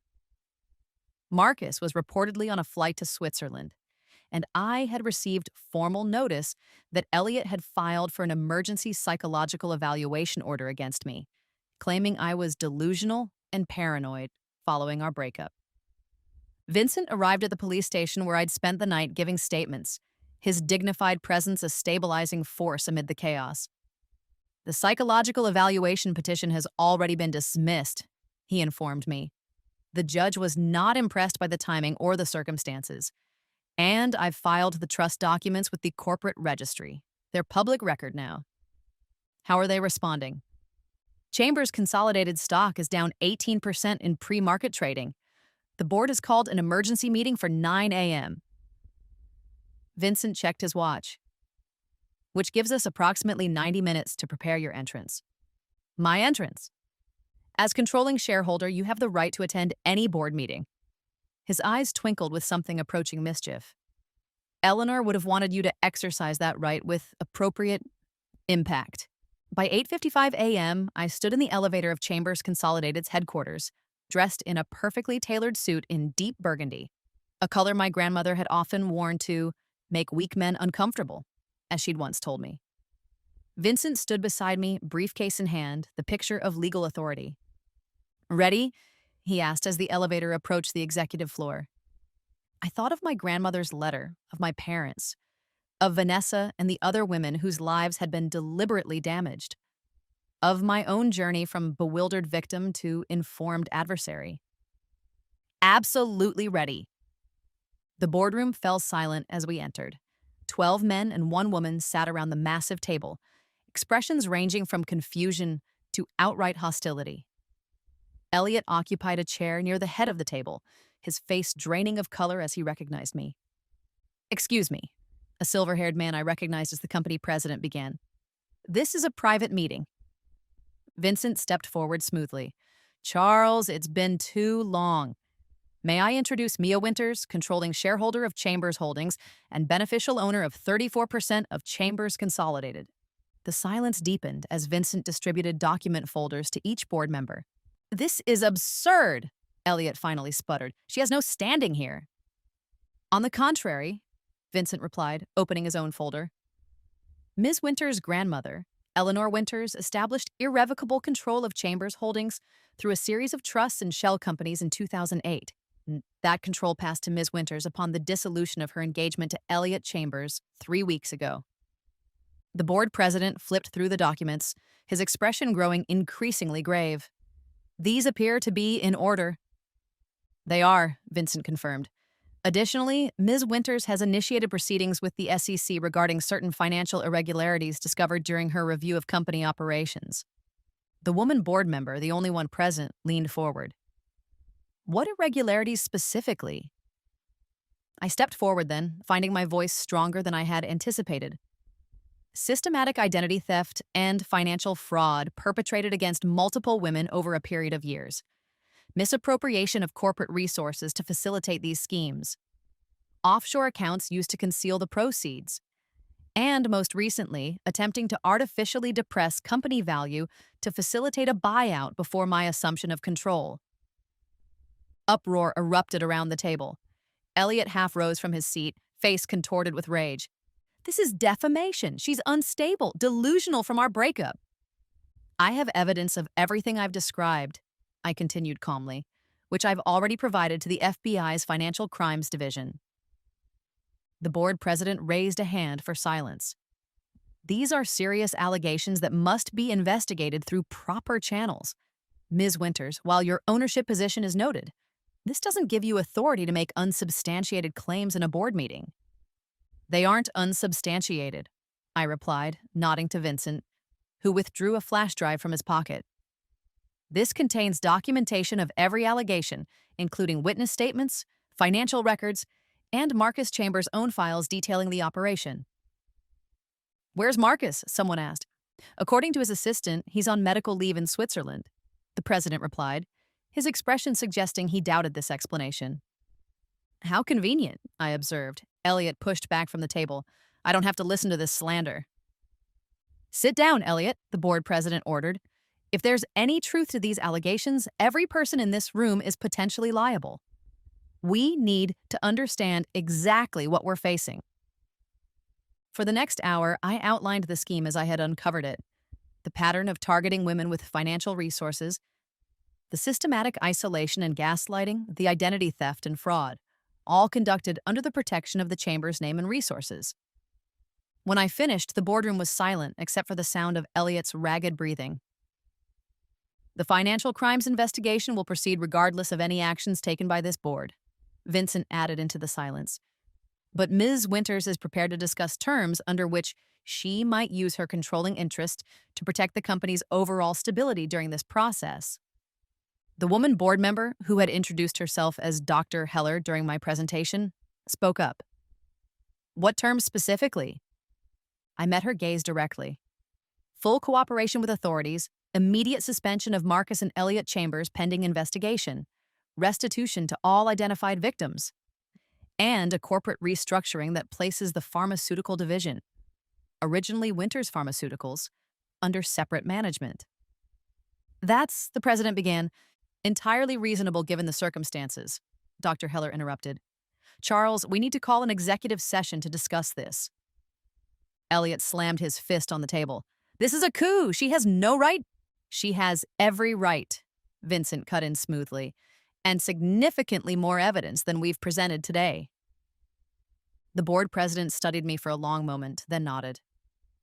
Ms. Winters, would you and Mr. Green give us the room for 30 minutes? In the anteroom outside the boardroom, Vincent poured us each coffee from a silver service. You did well in there, he said. Your grandmother would be proud. I wish I'd known her better, I replied, a familiar ache of loss mingling with new understanding. Known who she really was. She protected you the only way she knew how, by keeping you separate from this world. Vincent gestured toward the boardroom. But she also prepared you to face it when necessary. How do you think that they'll respond? They'll accept your terms. The alternative is protracted public scandal and potential criminal charges for the board if they're found to have been negligent. Vincent sipped his coffee. Eleanor built a perfect trap, one they walked into willingly. When we were called back 30 minutes later, the boardroom had noticeably emptied. Elliot was gone, as were several other members. Ms. Winters, the president began formally, the board has voted to accept your terms in principle, pending legal review of specific implementation details. Victory washed over me, not in a rush of triumph, but in waves of vindication. For my grandmother, for my parents, for Vanessa and the other women, and finally for myself.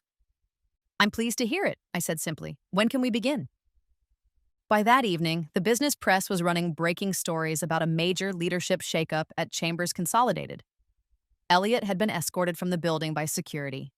Marcus remained unreachable in Switzerland, and I had been installed in a temporary office on the executive floor, reviewing files with a team of forensic accountants. At midnight, alone in what had once been Marcus's office, I finally allowed myself a moment to absorb the magnitude of the day's events. The view from the floor-to-ceiling windows showed the city spread before me, lights twinkling like the stars my grandmother had taught me to identify as a child. My phone buzzed with a text from Vanessa. "Just saw the news. Can hardly believe it. You did the impossible." I smiled, thinking of my grandmother's letter. Not impossible, just prepared. Another text arrived from Diana, recovered from her sedation. "Elliot gone. Marcus not answering calls. Bored in chaos. What happened?" I considered how to respond, then simply wrote, "Justice happened. Are you safe? Yes. Staying with friends. Will you tell me everything? Soon. Rest now." As I prepared to leave for the night, Dr. Heller appeared in the doorway. "Working late?" she asked, leaning against the frame. "First day. Lots to absorb." She nodded, studying me with intelligent eyes. "I knew your grandmother, Not well, but we sat on a pharmaceutical regulatory board together years ago." "What was she like? In business, I mean." "Formidable, principled, 3 steps ahead of everyone else in the room." Dr. Heller smiled slightly. "Much like her granddaughter, it seems." The comparison warmed me unexpectedly. "I hope so." "You know this isn't over," she said, her expression growing serious. "Marcus won't stay in Switzerland forever. Elliot has family connections beyond Chambers. They'll regroup, counterattack. I'm counting on it."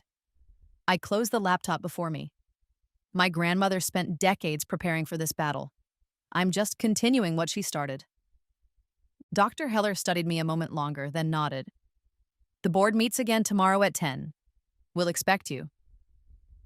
After she left, I stood by the window once more, watching the city that had been my home transform into something new. A battlefield, perhaps, but also a place of possibility. For the first time since the engagement party, I felt not just determined, but genuinely powerful. They had chosen their first love, power, control, money, over basic human decency. They had been certain I would crumble, accept their terms, disappear quietly with my shame and losses.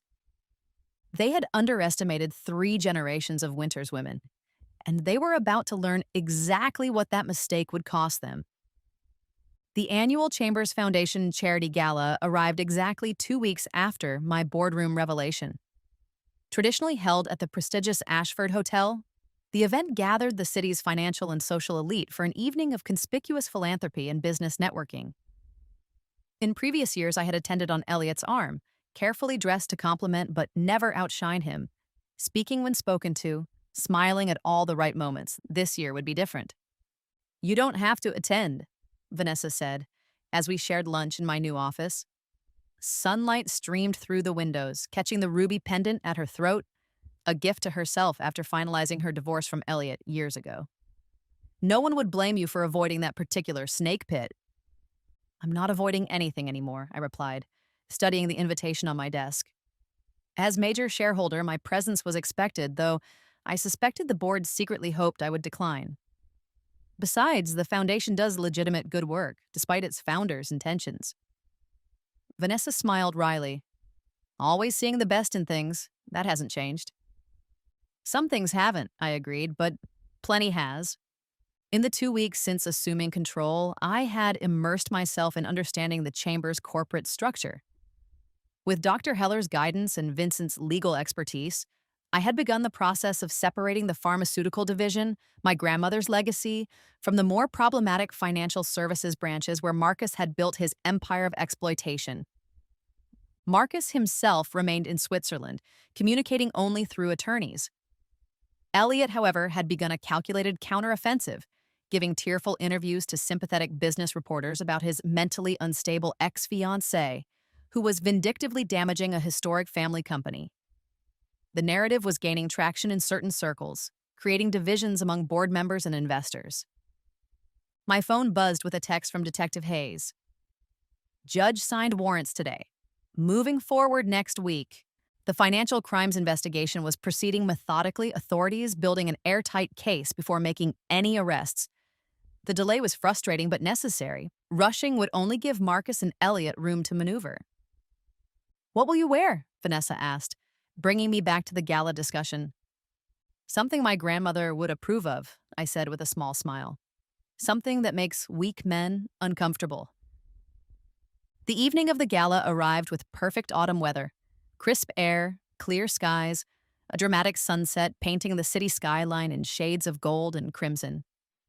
I chose a gown in deep emerald green, structured and architectural rather than soft or romantic. My grandmother's diamonds glittered at my ears and throat, pieces I'd found in the safe deposit box with a note. "Wear these when you need to remind them who you are." I arrived precisely on time, neither fashionably late nor eagerly early. Vincent accompanied me, his distinguished presence beside me, a subtle reminder of the legal arsenal at my disposal. "Remember," he murmured as we approached the grand entrance, "you're not here as Elliot's ex-fiancée. You're here as the controlling shareholder of Chambers Holdings." "I know exactly who I am," I replied, head high as we crossed the threshold. The ballroom glittered with crystal chandeliers and the flash of expensive jewelry, the air heavy with perfume and the murmur of privileged conversation. Heads turned as we entered, whispers following in our wake. I recognized the pattern now, the surprise, the assessment, the strategic calculations visible in narrowed eyes and tightened smiles.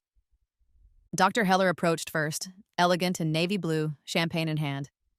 "Mia, I'm glad you came." "I wouldn't miss it," I replied, accepting the glass she offered. "The foundation's work is too important." "Indeed." Her gaze swept the room, though some attendees seemed more concerned with the evening's drama than its charitable purpose. I followed her glance to where a cluster of board members stood, pointedly avoiding looking in our direction. "Have they chosen sides already?" "Most are waiting to see how the wind blows," she replied pragmatically. "Charles is still convinced this can all be handled quietly. Others aren't so sure." The others became apparent as the evening progressed. While some guests deliberately avoided me, others sought me out. Some from genuine curiosity, others hoping to secure their positions in the company's uncertain future. I navigated each conversation with calm poise, neither volunteering information nor refusing to engage. I was speaking with the hospital's chief of oncology about the foundation's research grants when a familiar cologne reached me moments before the voice. "Mia." Elliot materialized at my elbow, devastatingly handsome in his tuxedo, his smile tight. "You look well." "Elliot." I maintained my composure even as my heart rate accelerated. "I'm surprised to see you here." "It's my family's foundation," he replied smoothly. Despite recent complications, my presence was required. Dr. Chen, the oncologist, glanced between us with a sudden discomfort. "I should find my wife, if you'll excuse me." As he retreated, Elliot moved closer, lowering his voice. "We need to talk privately." "I don't think we have anything to discuss without our attorneys present." His expression hardened briefly before he recovered. "This situation has spiraled out of control. There are better ways to resolve our personal issues than corporate warfare." "Is that what you think this is? Personal?" "Isn't it? You were hurt by our breakup, understandably so. But this vendetta against my family's company, these absurd allegations, the FBI doesn't issue warrants based on hurt feelings, Elliot." I kept my voice calm, even as rage bubbled beneath the surface. "Neither does the SEC." His careful mask slipped for a moment, genuine alarm flickering in his eyes. "Warrants?" I sipped my champagne, letting the moment stretch. "You should call your uncle in Switzerland, though I understand international calls from federal detention can be complicated." Elliot moved even closer, abandoning pretense. "You have no idea what you're doing, Mia. The people you're threatening, the interests involved, it's bigger than you can imagine." "I'm beginning to understand exactly how big it is," I countered, "which is why the investigation has expanded to include your family's banking operations in 3 countries. The color drained from his face. "You need to stop this now, before..." "Before what?" I met his gaze steadily. "Before more women discover what you've done to them. Before the board realizes how long they've been complicit." before prosecutors start offering deals to whoever talks first? His hand closed around my wrist, tight enough to hurt, but not enough to cause a scene. You think you've won, but this is just beginning. My family has weathered worse than a scorned woman with temporary leverage. I glanced pointedly at his hand until he released me. Is that why you approached me? To threaten me in public? Or were you hoping to charm me into compliance one last time? Before he could answer, Vincent appeared at my side, his timing impeccable. Ms. Winters, the foundation director would like a word about next year's research priorities. He nodded coolly to Elliot. Mr. Chambers. Elliot's jaw tightened, but he stepped back. This conversation isn't over, Mia. Yes, I said quietly. It is. As Vincent guided me away, I caught sight of Avery across the room, watching our exchange with naked anxiety. She had been conspicuously absent since our confrontation outside my office, sending only a brief text. Be careful, more going on than you know. I hadn't replied, unsure whether it was another manipulation or a genuine warning. Now, seeing her pale face and restless hands, I wondered again what hold Marcus had over my sister. The foundation director's conversation provided a welcome respite from the tension, focusing on practical matters of grant distribution and research priorities. As we discussed the pharmaceutical division's contributions to rare disease research, I glimpsed my reflection in a mirrored column, poised, engaged, authoritative. So different from the woman who had stood in these same rooms a year earlier, desperately seeking Elliot's approval. The evening progressed with the familiar rhythm of charity galas, dinner, speeches, auction, dancing. I remained visible but strategic, accepting dance offers from key board members and major donors while avoiding any situation that would leave me vulnerable to another confrontation with Elliot. During the auction portion, I bid generously on several items, conscious of the message it sent. I was not financially devastated, not desperate, not diminished by what they had tried to do to me. Each successful bid elicited murmurs of surprise and recalculation from those watching. It was nearing midnight when Diana Chambers finally approached me. She looked elegant but fragile, the strain of recent weeks evident in the tightness around her eyes. Mia, she said softly, could we speak privately? I glanced at Vincent, who nodded almost imperceptibly. Briefly, I agreed. We moved to a small alcove off the main ballroom, partially concealed by potted palms. Diana's hands twisted nervously at her clutch bag. I wanted to apologize, she began, for that night at the botanical garden. Elliot told me you were in danger, that he needed to warn you about something Marcus was planning. I didn't know. She broke off, visibly distressed. That it was a trap? I finished for her. She nodded miserably. When I realized what was happening, I tried to call out to you, but the sedative was already working. I would never intentionally help them hurt you. I studied her face, searching for deception, but finding only exhaustion and what appeared to be genuine remorse. I believe you, I said finally. But I need to know what's happening with Marcus. Why Switzerland? Why now? Diana glanced around nervously before leaning closer. It's not just Switzerland. He's moving money, closing accounts. I found documents in his study. He's been preparing for months, liquidating assets. Almost as if he knew this was coming. What about Elliot? What's his role now? Damage control. Marcus left him specific instructions. Discredit you publicly, stall the board, pressure certain members to resist your changes. Her voice dropped further. Marcus believes this will all blow over if they can undermine your credibility long enough. And you? Where do you stand in all this? Diana's eyes filled with tears. I've enabled too much for too long, made excuses, looked away, told myself it was just business. She straightened her shoulders with visible effort. No more. I have information, banking details, offshore accounts, recordings of conversations. Things that could help your case.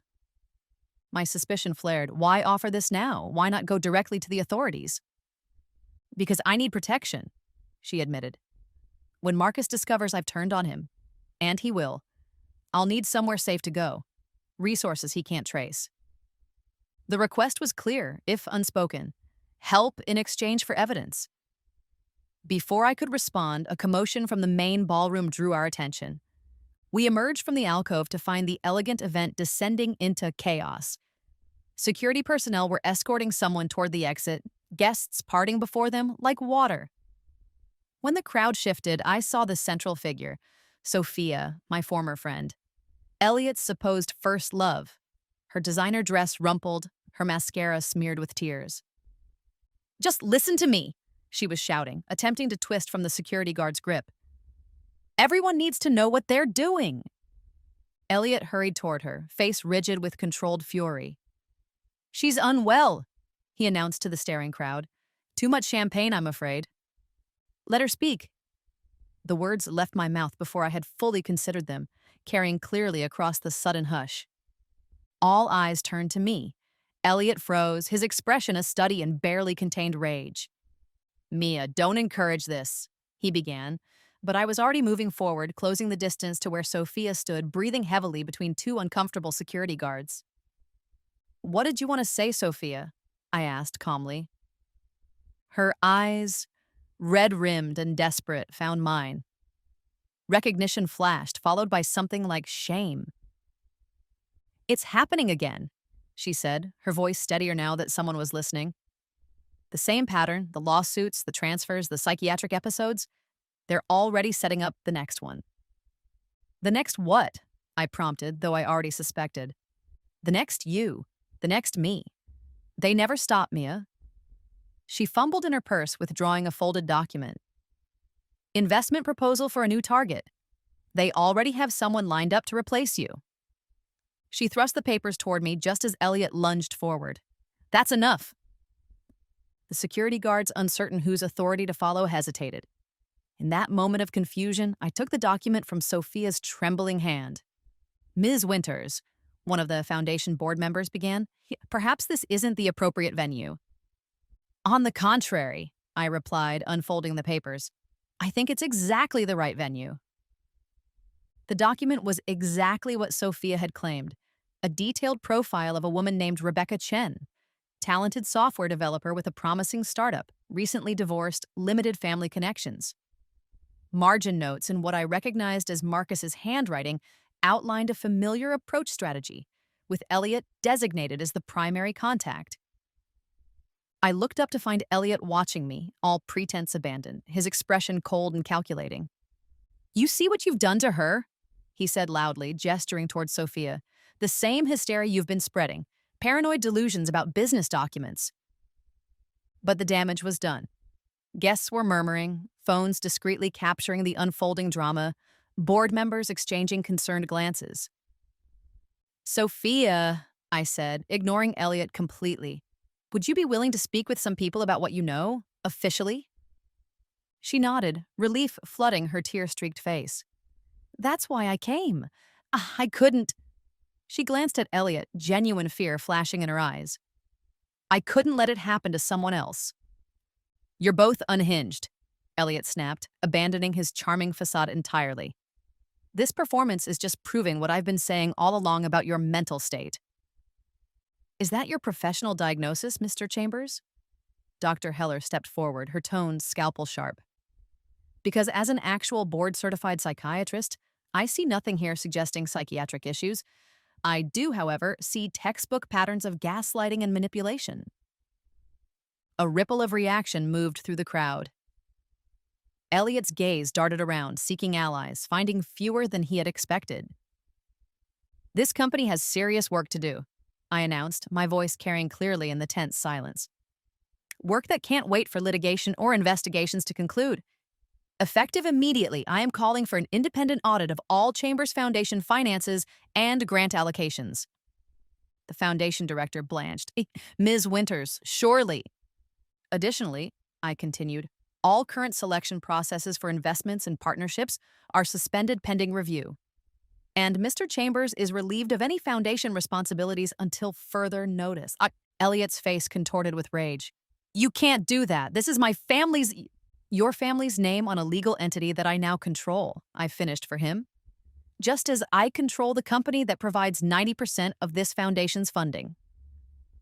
The room had gone completely silent, hundreds of wealthy, powerful people witnessing Elliot Chambers' public unraveling. This isn't over, he hissed, stepping closer. You think you've won? You have no idea what you're dealing with?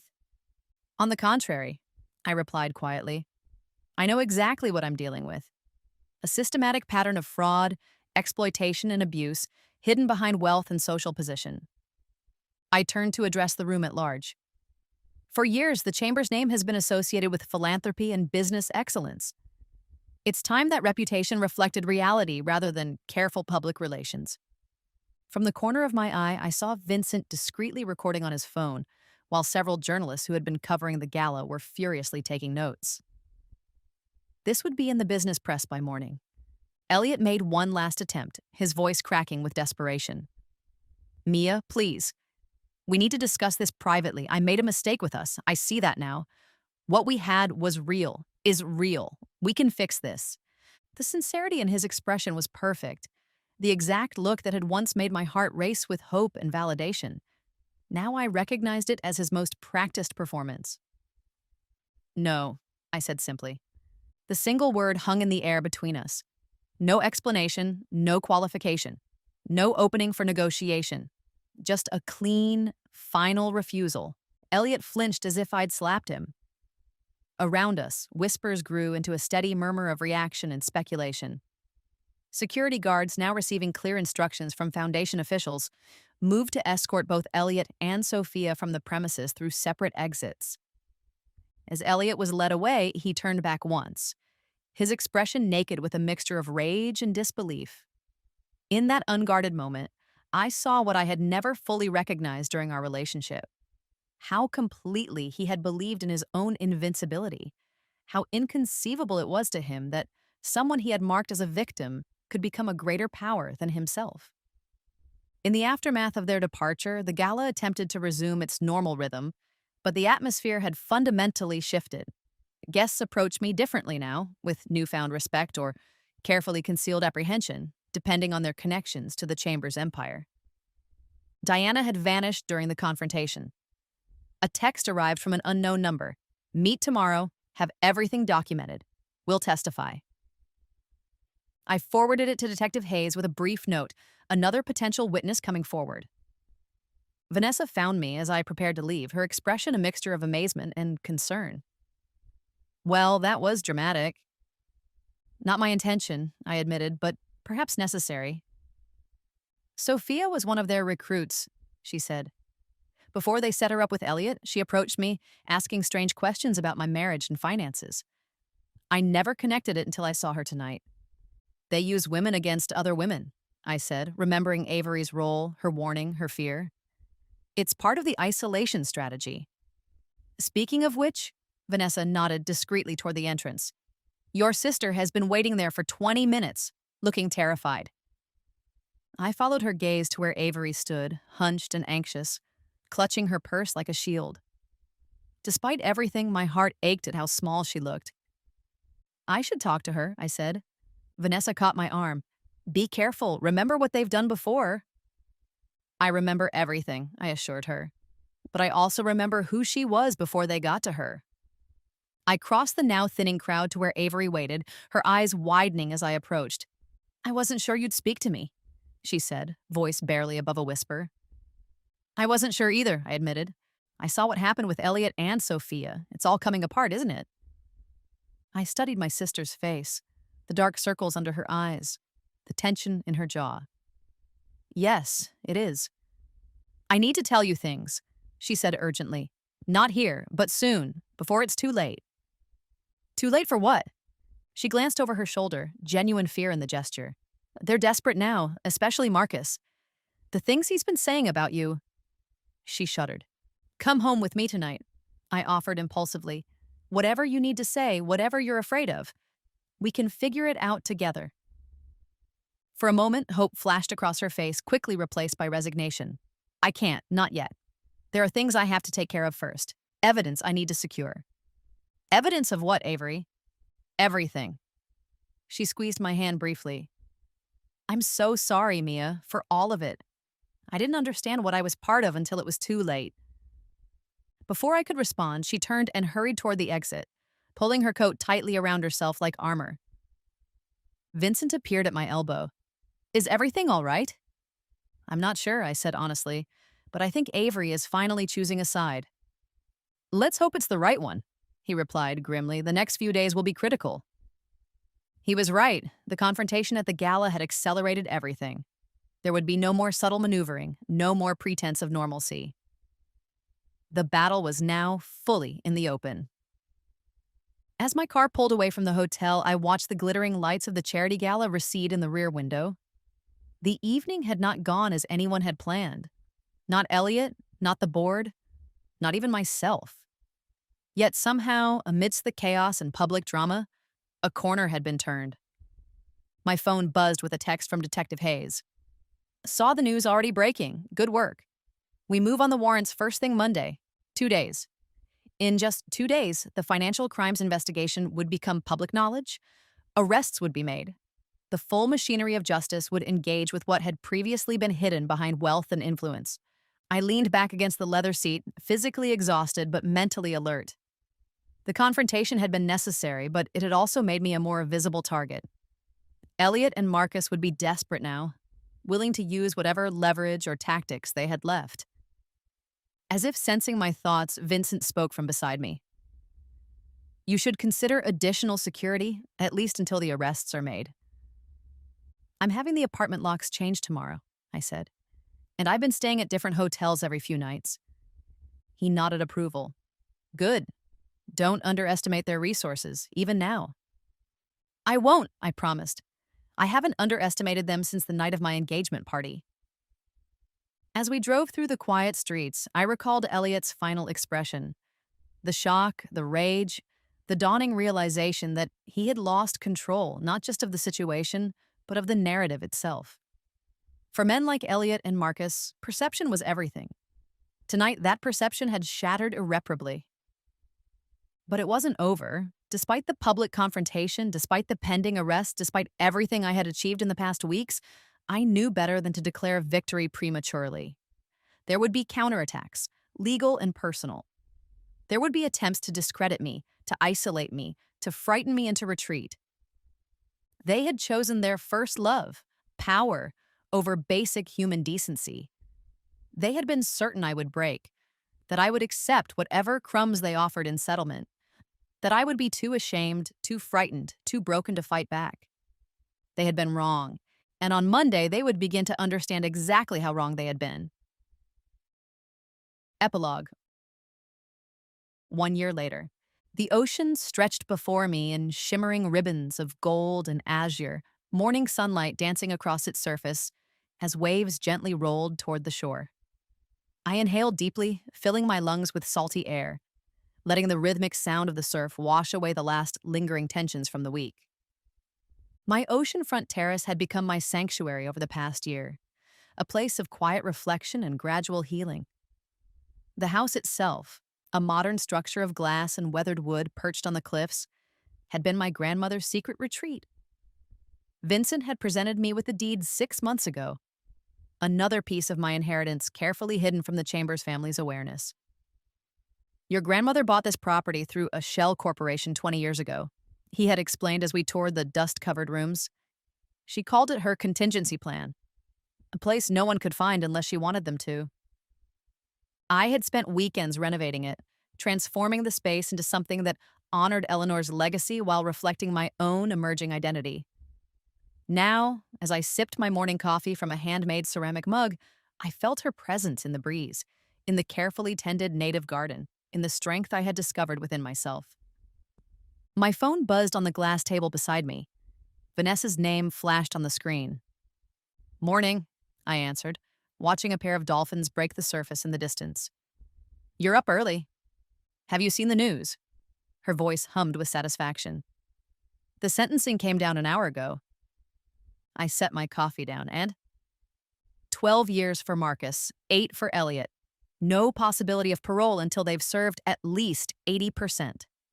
The triumph in her voice was unmistakable. The judge cited the extraordinary calculation and cruelty of their schemes. Despite having anticipated this outcome, having worked toward it methodically for a year, the finality of the sentence still struck me with unexpected force. Any statement from their attorneys? The usual. They'll appeal, they maintain their innocence. They're being persecuted by vindictive women. Vanessa's laugh held no humor. But the evidence was overwhelming. 17 victims testified, Mia. 17 women whose lives they systematically attempted to destroy. Including Avery, though I didn't say this aloud. My sister's testimony had been perhaps the most damaging. Her detailed account of how Marcus had first compromised her with doctored financial records, then used that leverage to recruit her into their schemes. Her vulnerability on the stand, her tearful apology to me in front of the court, had affected the jury visibly. What about the civil cases? I asked, though I already knew the general status. The settlement fund is being finalized next week. Over $30 million to be distributed among the identified victims. Vanessa paused. Your decision to contribute the profits from selling the financial services division was unexpected. You didn't have to do that. It felt right, I said simply. My grandmother built her company to help people. Seemed fitting that its value should repair some of the damage done. After the criminal charges had been filed, I had moved swiftly to restructure Chambers Consolidated.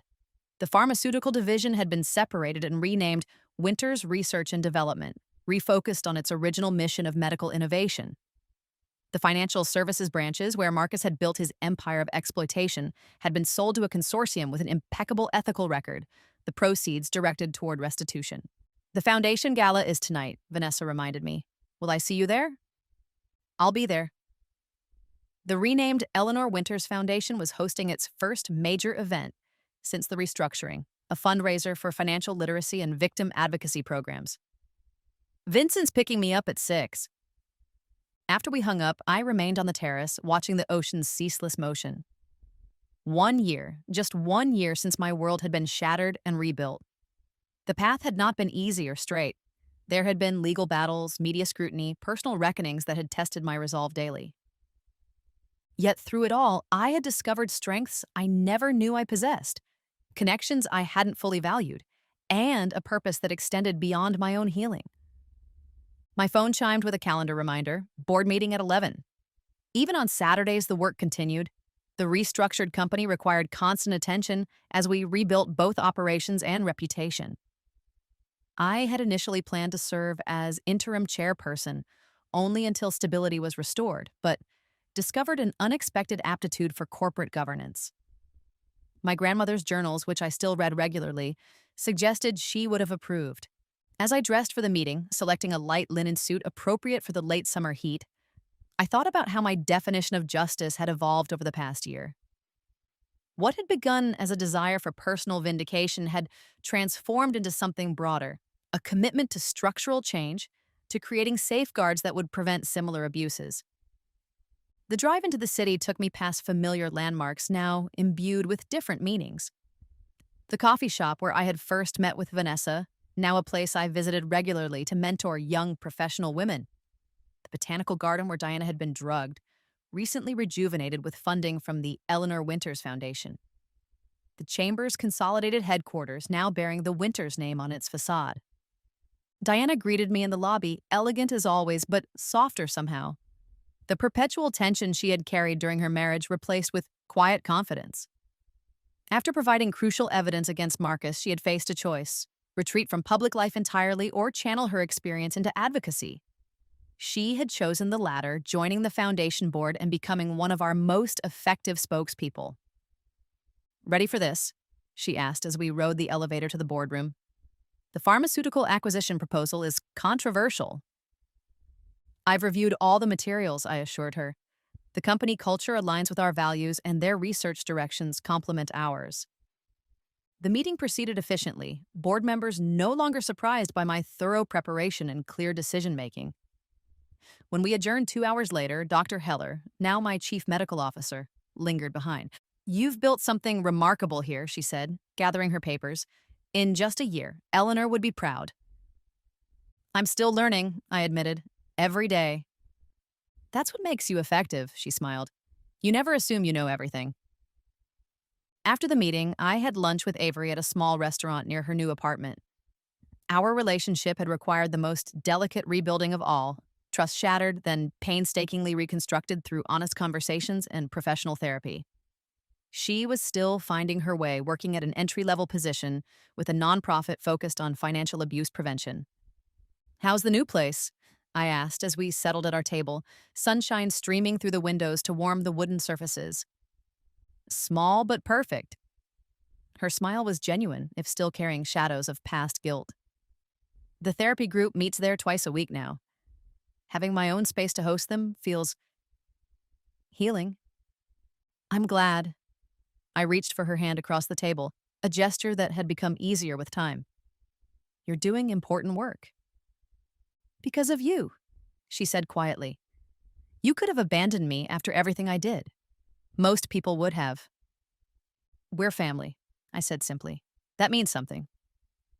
We talked about ordinary things then. A movie she'd seen, a book I was reading, plans for the holidays still months away. The comfortable rhythm of sisters rebuilding a relationship scoured clean of secrets and manipulation. As we were finishing dessert, Avery hesitated, then pulled an envelope from her bag. "I've been meaning to give you this. It's the last of the documents I found in Marcus's study before everything. I didn't think they were important then, but looking at them now." I opened the envelope to find photographs. Old Polaroids showing my grandmother, much younger, standing beside a handsome man I recognized as Marcus Chambers in his 30s. In several images, they were laughing together, standing closer than mere business associates would. "I think they were involved," Avery said softly. "Before she married grandfather. There are letters, too, though I only skimmed them." I studied the photographs, seeing familiar features in my grandmother's young face. The same determined set of her jaw, the same analytical gaze. Vincent hinted there was personal history there. Said grandmother never discussed it, but that it shaped her caution around the Chambers family. "Do you think that's why Marcus targeted our family for so long? Some old rejection?" I considered this, remembering passages from my grandmother's journals about ambition and entitlement, about men who believed ownership was a right rather than a responsibility. "Perhaps partly," I said finally. "But I think it was more about what she represented. A woman who built something valuable, who wielded power competently, who couldn't be controlled." "Like her granddaughter," Avery observed with a small smile.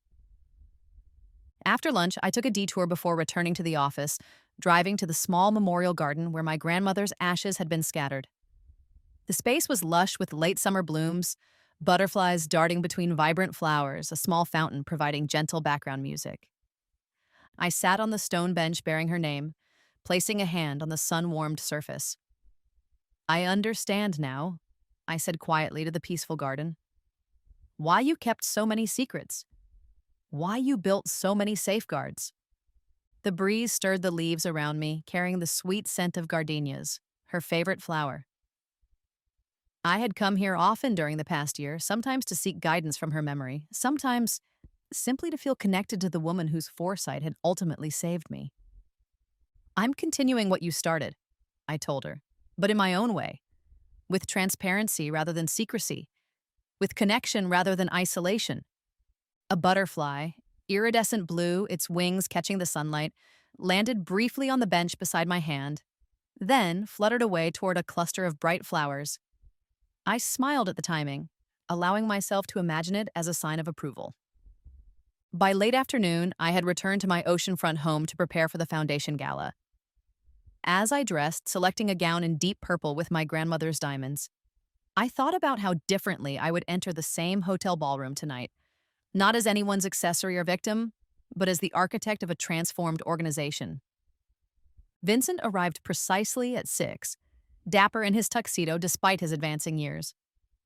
"Ready for your grand entrance?" he asked as I joined him in the waiting car. "Just another work event," I demurred, though we both knew it was more than that.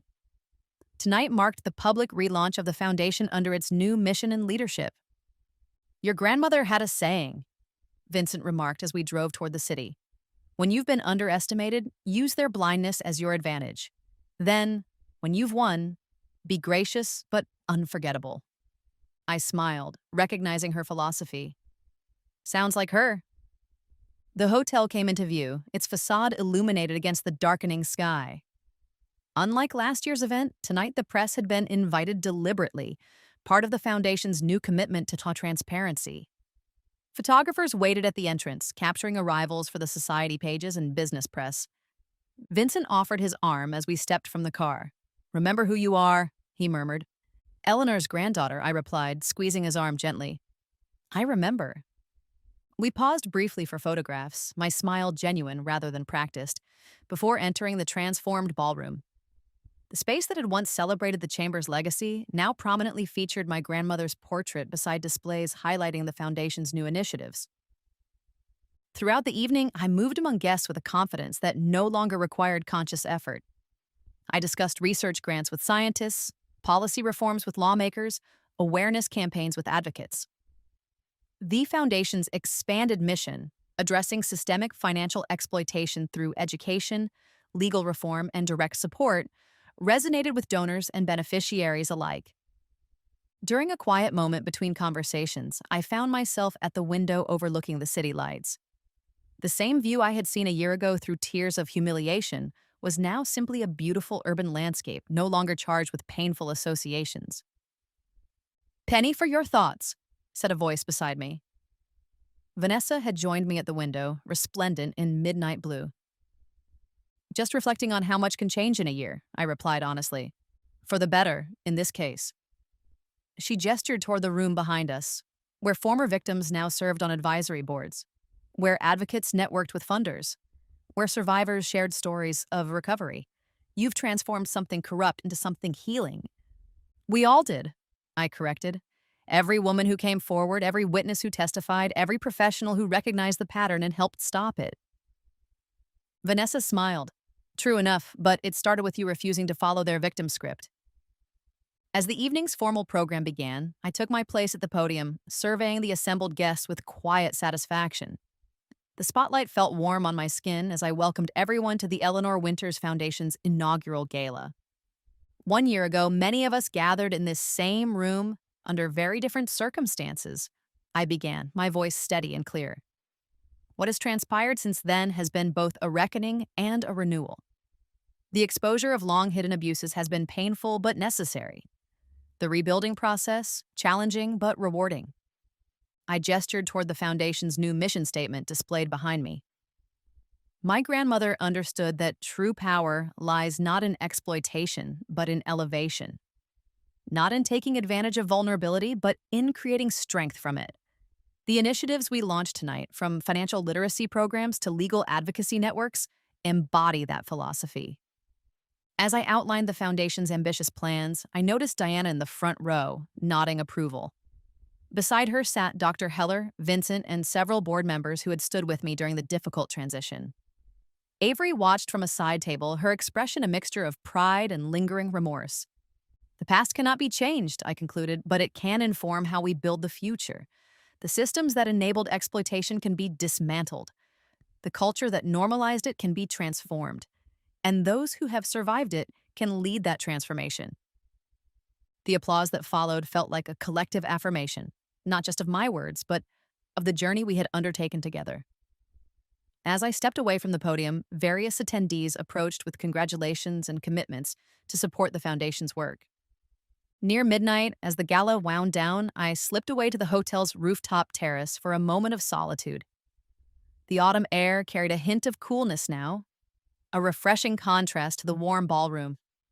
Below, the city spread in all directions, a tapestry of lights and shadows.